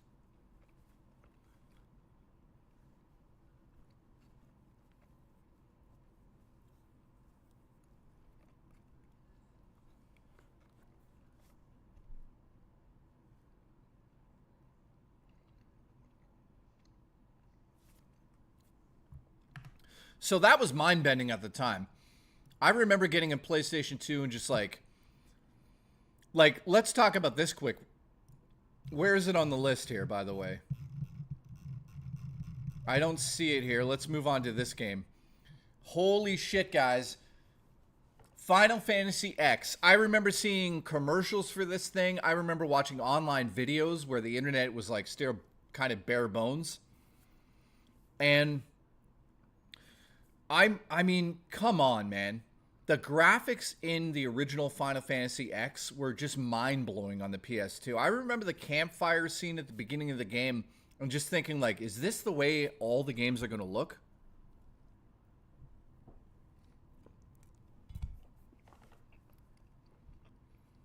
Drummer Punk says, Final Fantasy X gave me a boner. Graphics were so good. Oh, man. How many of you played Final Fantasy X on the PS2? Let me know.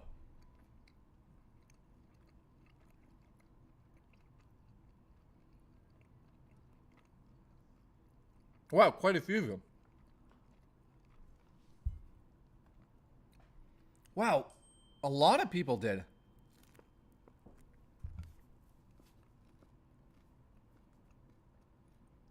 I didn't realize there'd be that many.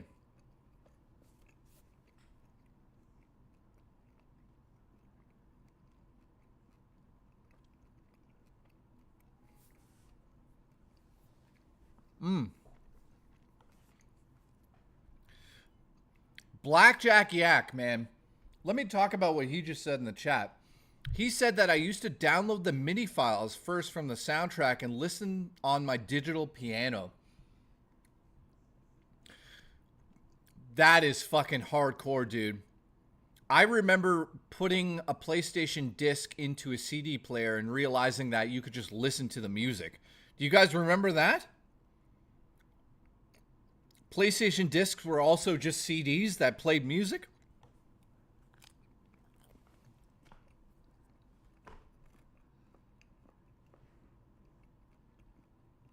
Surge X didn't know that. Yeah. Oh my God.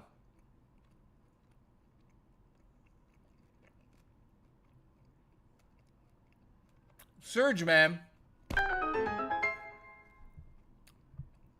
Hope everyone is having a great day.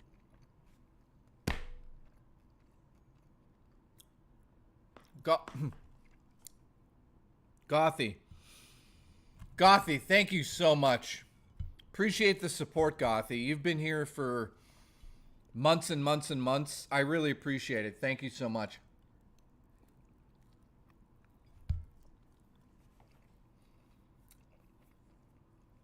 Cosmic, I said if you have a PlayStation 1 game and you put it into a CD player, you can actually listen to the soundtrack of that game on a CD player with the original disc.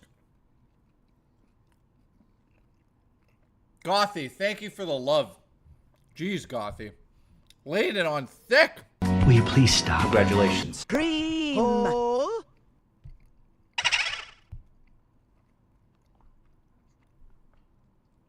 There you go.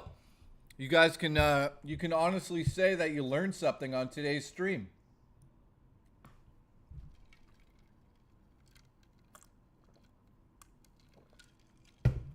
So there you go. DSP banned me on site, never allowed back to his channel again. Well, you did yourself a favor by getting banned.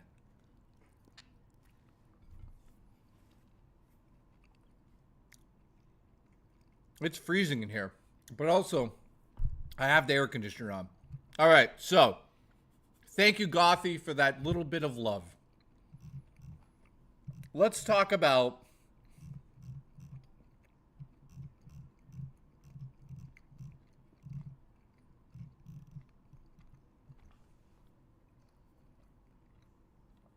Burnout Revenge.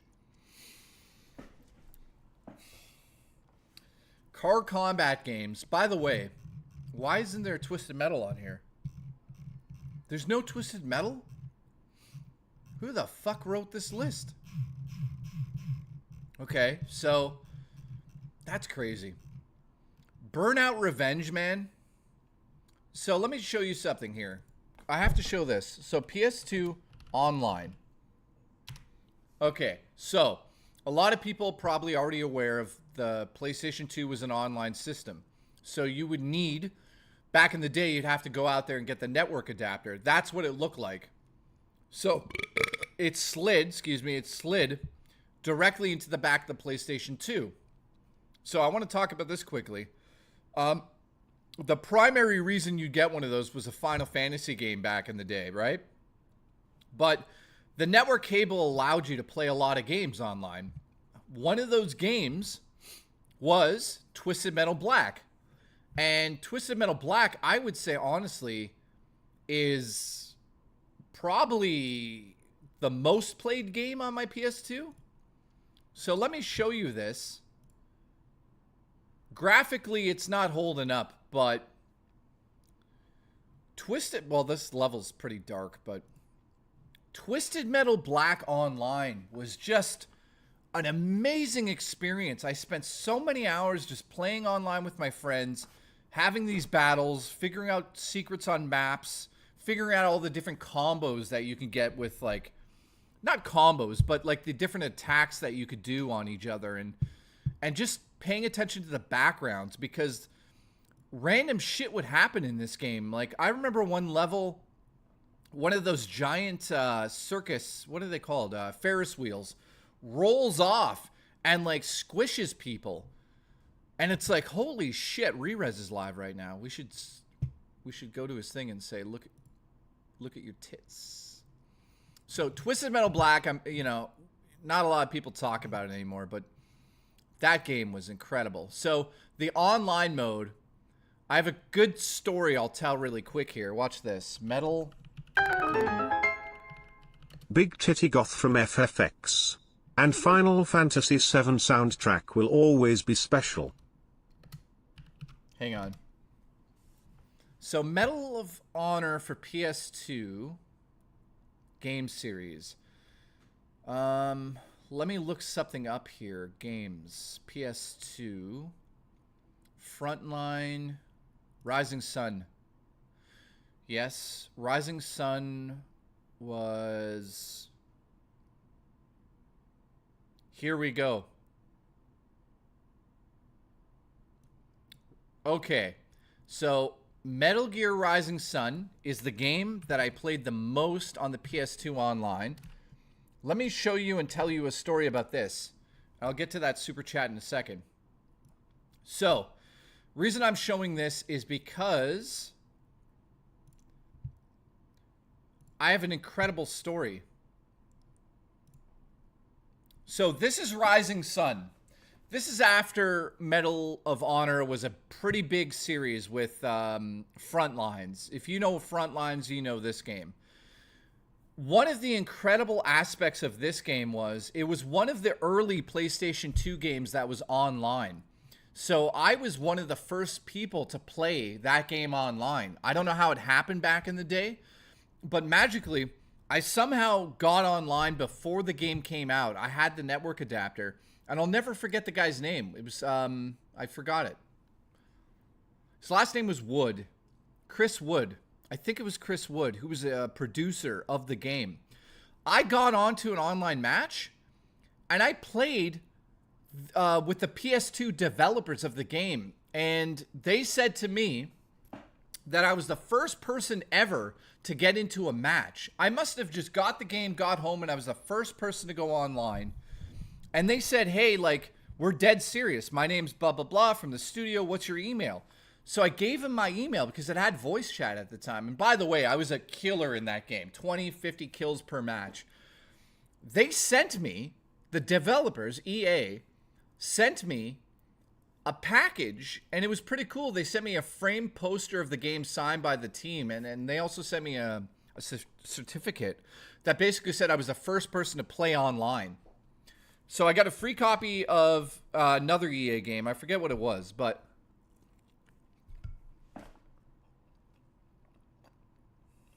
crazy.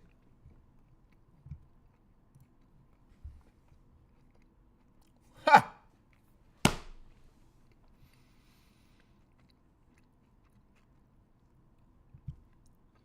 Big Titty Goth from Final Fantasy X, Final Fantasy VII will always be special. Christopher, thank you for being a member for 4 months, dude. I appreciate the support. Just so you guys know, movie night's happening at 8 o'clock tonight, so we're an hour away from movie night. If you're a super or an ultimate legend, membership-wise, go over to the Discord, and you can tune in for movie night. So I hope a bunch of people could be there. Tonight we're watching a very special movie. I'll give you a hint.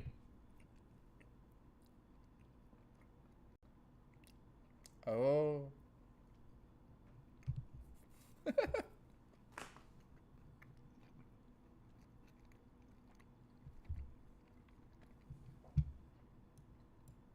I can't believe in 4 hours We have only got to the PS2.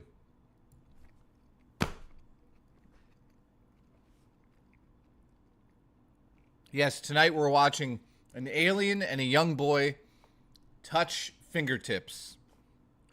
So if you're a super or an ultimate legend, get over to the Discord, watch movies with us.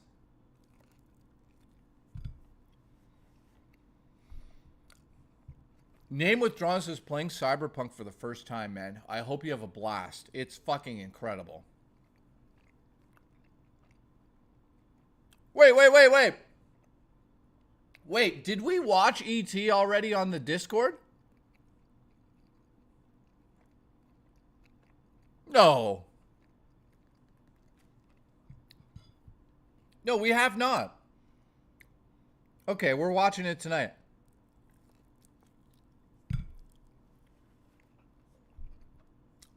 Name Withdrawn, man. Have a blast with that game. Okay. You're one, stay gay.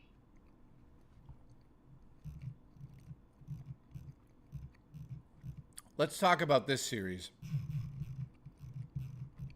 However, hang on.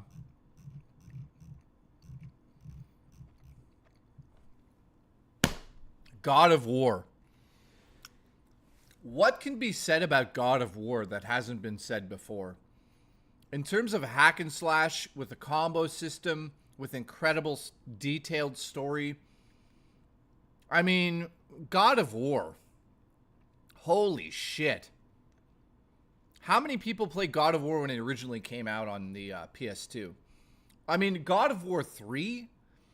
Do you remember that? Well, we'll talk about it after, but God of War. Also, Kratos has nice tits.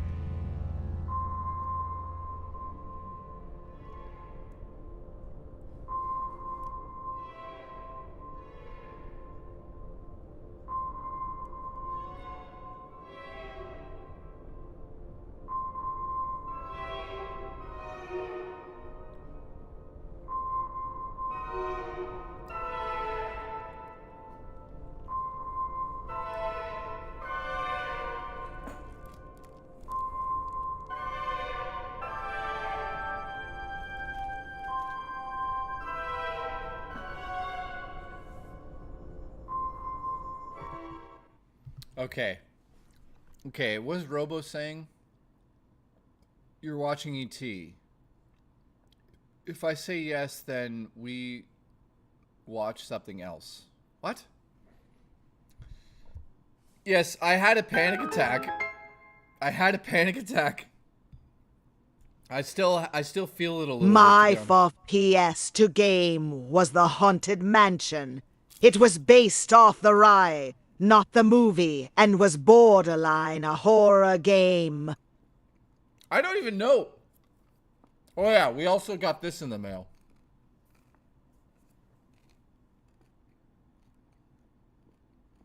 One's 2 cents official chili. Let me get more pizza here.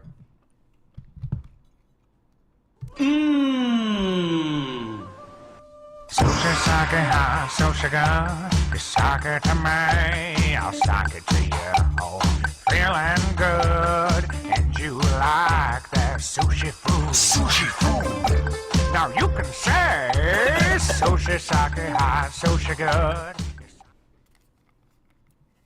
All right, so for the record, I have not touched the Sonic Chew medallion. I have not physically touched it with my hands. So don't worry, I have not touched it. Robo wants me to kiss it. I don't know if she's talking about her Hawk 2, her thing, or the medallion. So that's disgusting. Christopher says, big titty. We got that one. Huge shout out to Big Titty Christopher. I love his tits. Gothy says, My for PS2 game was the Haunted Mansion. It was based off the ride, not the movie, and was borderline a horror game. I didn't even know that. Let's check it out. Really?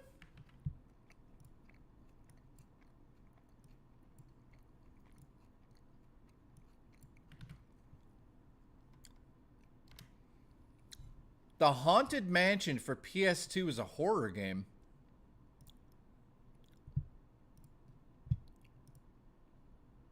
Let's just see some gameplay here quick. Gothy, I appreciate you. Thank you so much.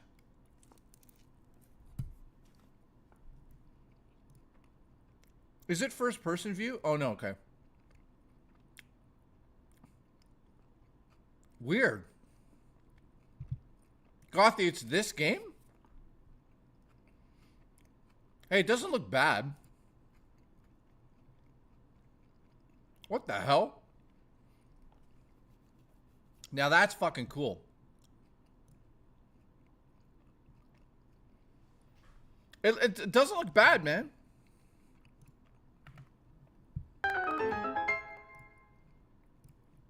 My favorite game is Hawk Tour, and you better not wear that Sonny too. You won, stay gay! Listen, SSX tricky anyone. oh, man. SSX Tricky.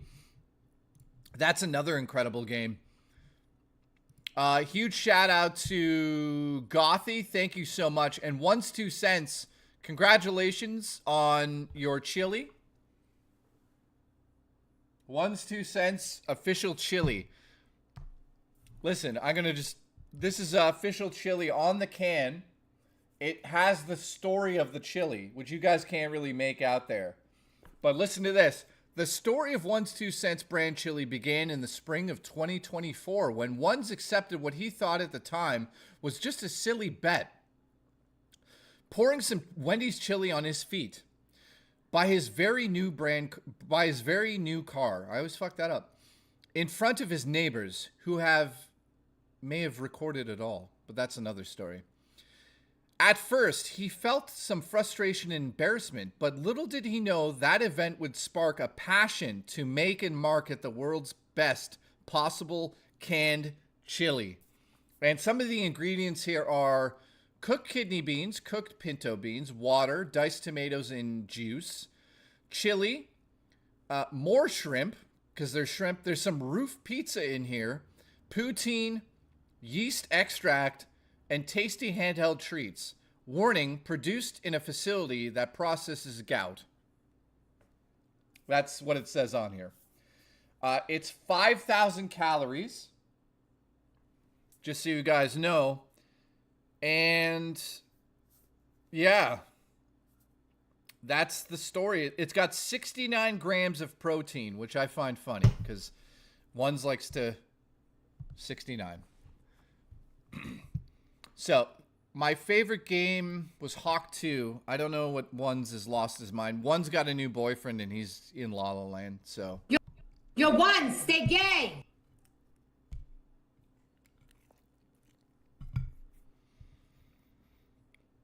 Okay. Joe says, SXX tricky anyone. Guys, another game.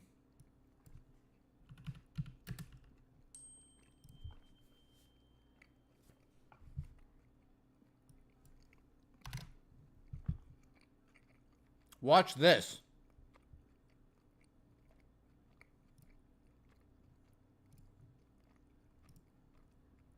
Another amazing game. So think Tony Hawk at the time, right? Tony Hawk's this massive game that came out. So all of these studios are like, what can we do to take the Tony Hawk formula and change it up a bit? So EA was crazy, and they were like, let's do this crazy snowboarding game. Which, at the time, it came out and you were just like, it's this silly arcade downhill racing game. No. This game is very, very, very well done.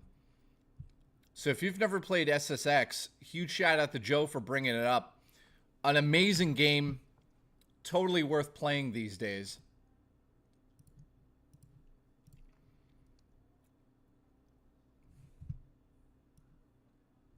So just a reminder, we're going to go to movie night in about 40 minutes. So I'm going to take like a 20-minute break. So we got 20 minutes to get through some more of these games here, but we're going to have to continue this, I think tomorrow. What are we doing on stream tomorrow? Hang on. Okay, so Friday we're doing Best Console continues with GameCube, Wii, Switch, and Game Boy. So tomorrow I'll be streaming basically the whole day as well. And then also I just want to say Sunday, you ready for this? This Sunday on the stream, I will be live for 12 hours playing Elden Ring. So hopefully you guys can stick it in me, stick it in you. Dream. So this Saturday, from 11 a.m. to 11 at night, non-stop, unless the power goes out, we are playing Elden Ring. And my plan is to beat at least 2 or 3 bosses during that playthrough. So I hope you guys tune in on Saturday. I'll be live the whole day. And trust me, I hope you guys tune in Saturday. It's going to be a big stream in terms of just 12 hours. So even if the power goes out, well, I'll get back up and keep going.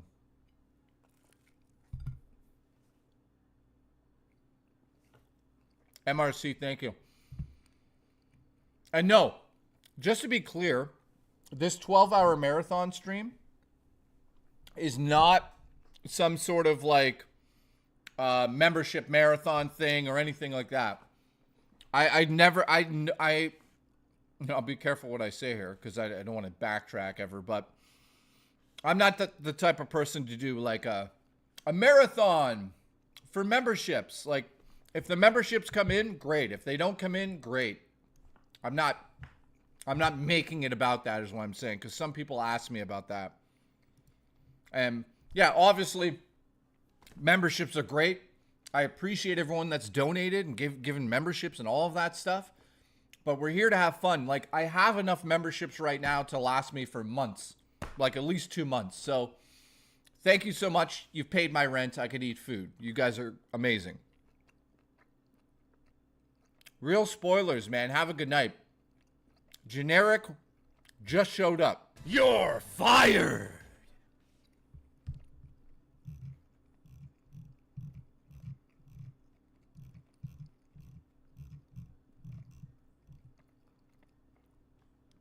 Let me ask this question before we head over to movie night soon.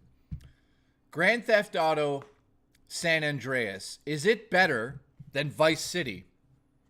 Let's do a poll on that one. I'm late. Restart the stream.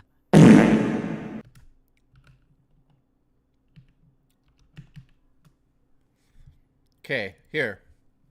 Vice or at San...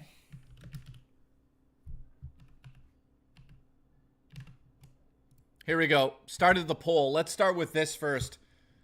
So, Vice City or San Andreas, which one's better? That's going to be a tough. Everybody go to the chat now and vote on that one if you've actually played the games. Generic White says, I'm late to the stream. Fart. Okay, guys, vote on the stream, by the way. Generic White Male, I got something for you here.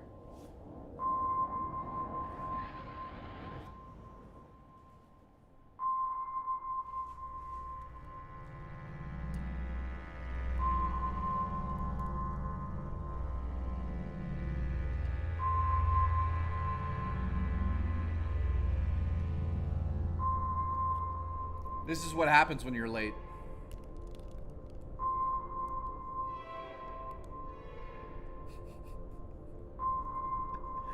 Generic, you show up late and I'll put the curse on you, buddy. By the way, ones, look at it in the eyes. So don't be late again.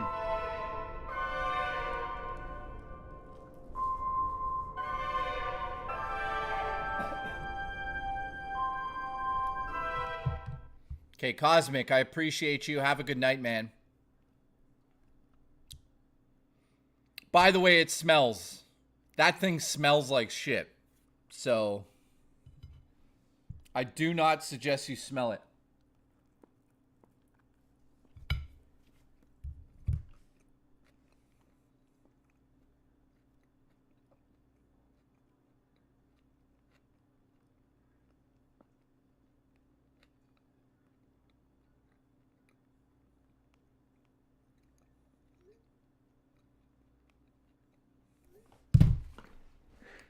Justin, I'm not touching it. Listen. I already said this. I will touch the pendant for $500. Not a cent less. If somebody donates $500, I'll touch the pendant at any point. But other than that, it's not fucking happening. So I'll touch a pendant for 5 big ones. Could you imagine? It does smell weird.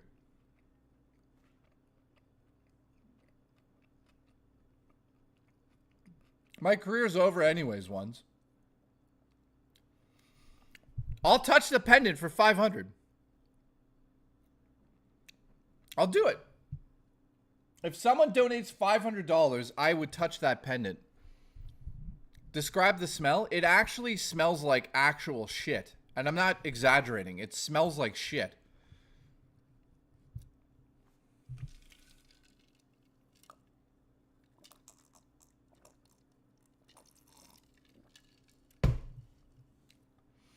Ones, guess what? I'm bringing that pendant to New York.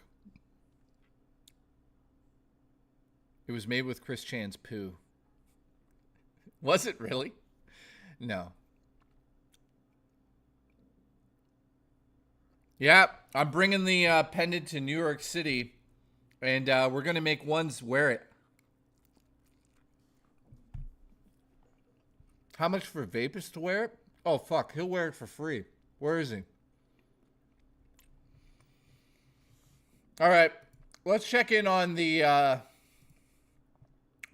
Holy shit. San Andreas is winning. Guys, vote.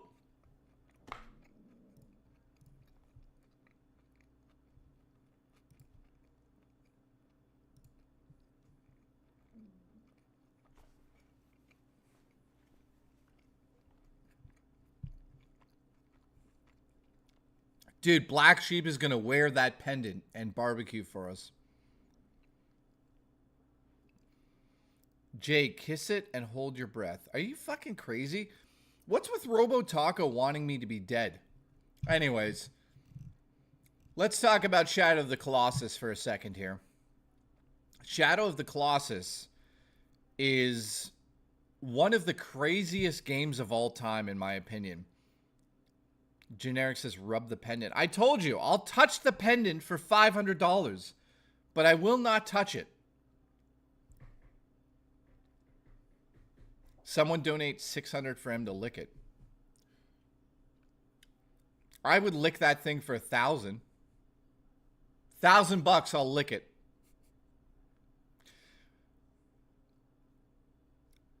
Robo Taco's lost her fucking mind in the last week. Just so you guys know. She's fucking lost it. Anyways, Shadow of the Colossus. Yeah, that might kill me to sniff it. But Shadow of the Colossus is like, oh my god. We're talking about some of the craziest physics in a game ever. I mean, from the way that you grab onto the Colossus characters. I mean, what's there to say about that one? It's such an amazing game from every aspect. Now, if you don't know what I'm talking about, I'll show some gameplay here.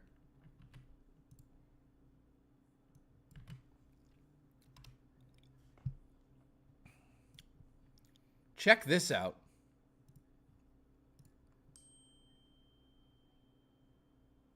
So, let's get to one of the fields. So you hold your sword up.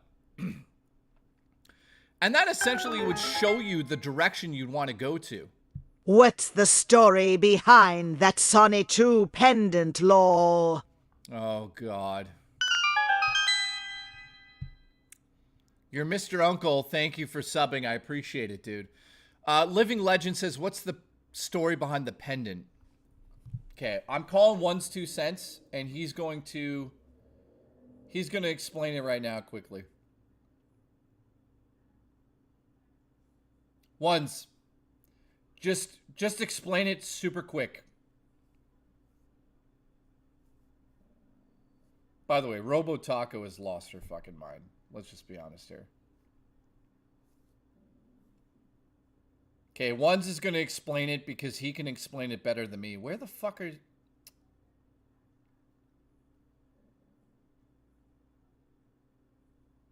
Okay, this is stupid. Where's your fucking name in the chat here?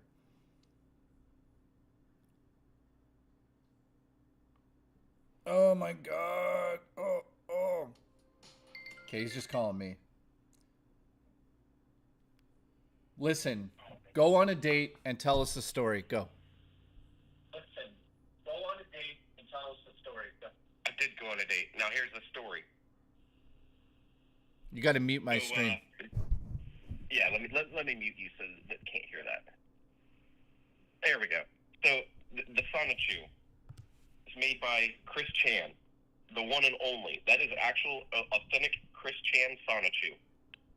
He made that shortly before he got caught and arrested for diddling his mama. So he makes those. He came up with the character Sonichu, and people have been buying them. They come with an authentication, the whole 9 yards, and a certificate of authenticity. Now here's where it gets creepy. These have been randomly sent to people, some big YouTubers.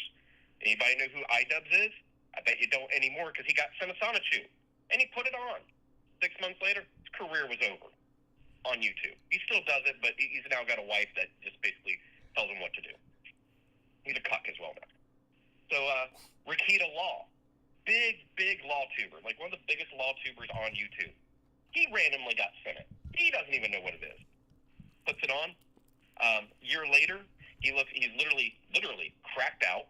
Watch what you're saying in terms of words. Yeah, I didn't think about that. Thank you. So, Rakita Law puts it on. A year later, he gets his kids taken away from him. He gets caught with cocaine. He gets caught in caught being a swinger. Long story. Long story short, if any YouTuber puts that Sonichu on, you will officially ruin your career as a YouTuber. Even Chris, the ghost doctor, agrees that if you put that it is potentially possessed by demons. Didn't somebody almost get hit by a car or something? Oh yeah, I don't remember who it was, but they had the Sonichu on, and they almost got hit by a car. Or it wasn't. They almost hit a car that was dead stopped in the fast lane. They almost rear-ended it completely. So you're saying? So what you're saying is I shouldn't read it. I shouldn't wear it. You should not wear it. You should not touch it. So Alice thinks that it's spread through physical contact. Well, I talked to Chris Burrows, and he said to me, whatever you do, do not physically touch it with your fingers. Like, don't, like, if there's plastic between your fingers, it's fine. You could hold it and stuff like that. But he's like, don't touch it. Don't wear it. Don't break it.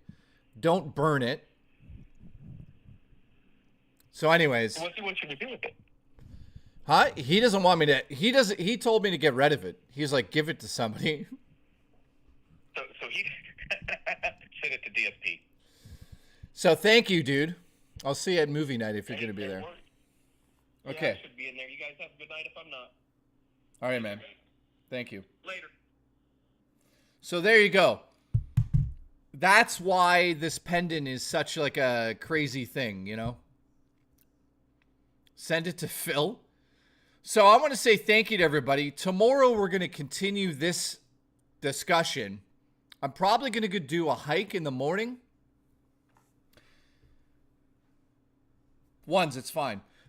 So I want to say thank you to everyone that tuned in today. I appreciate everybody, and this chat has been amazing. Tomorrow we're going to just pick up exactly where we left off today. with the PlayStation 2 and talking about that. Right now, we're going over to movie night. So if you're a super and ultimate legend, get over on the Discord, get into movie night. We're watching one of my favorite movies of all time tonight. And yeah, tomorrow I'll be streaming the whole day, basically. Probably a hike in the morning, and then we'll start streaming at 5. And then on Saturdays, the big one, guys, I'm streaming 11 a.m. till 11 at night on Saturday. So thank you for the support. I hope you guys tune in for that. And again, I apologize for not saying everyone's name at the end of this stream. I'm really losing my voice over the last couple days, so I don't want to strain it too much. But thank you, Living Legend. Thank you, Generic. Thank you, Joe. Thank you, Ones 2 Cents. Gothy. Oh, Christopher. Living Legend again. Nightbreaker. Thank you, Real Spoilers. And Rage Gecko. Re-Rez's Tits. Thank you to Jacob and Mystery. And It's Jeff and Supersonic Star and everybody else. Drummer Punk. Bobby Brown. Glamorous Frog. Billy. Darth Omegas. Thank you so much. Kyle Denson. Doug, who's not a slug. Brandon, of course, and Ani and everyone else. Amber Heard's Turds. Thank you so much, guys. I'll be back tomorrow, but if again, get over to the Discord now. Appreciate you guys.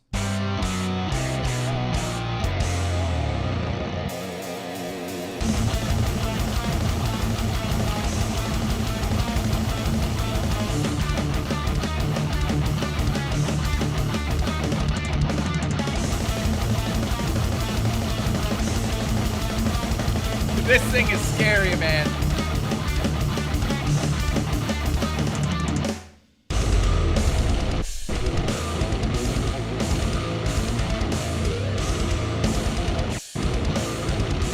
Let's watch this. Ready? Oh no, I'm haunted. It's okay to touch it that way. Trust me. He's just said don't touch it directly. So I've touched it. But it's in the bag, so we're good.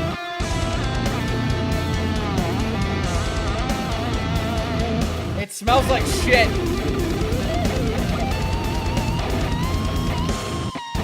It smells terrible, guys.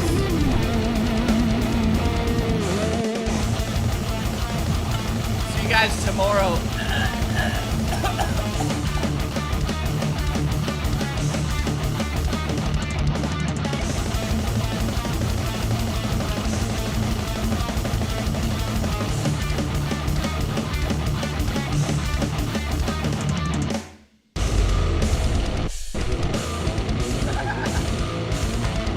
I love you guys. Bye.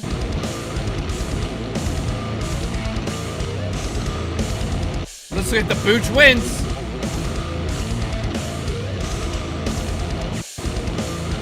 Booch it up. Love you, Booch.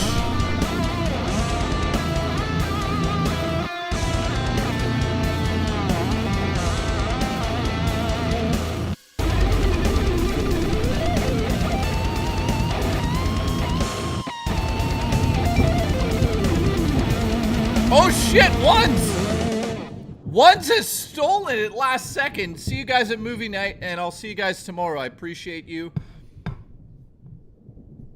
Juicy Booch is out of money, so somebody get him to the hospital. I love you guys. Will you please stop?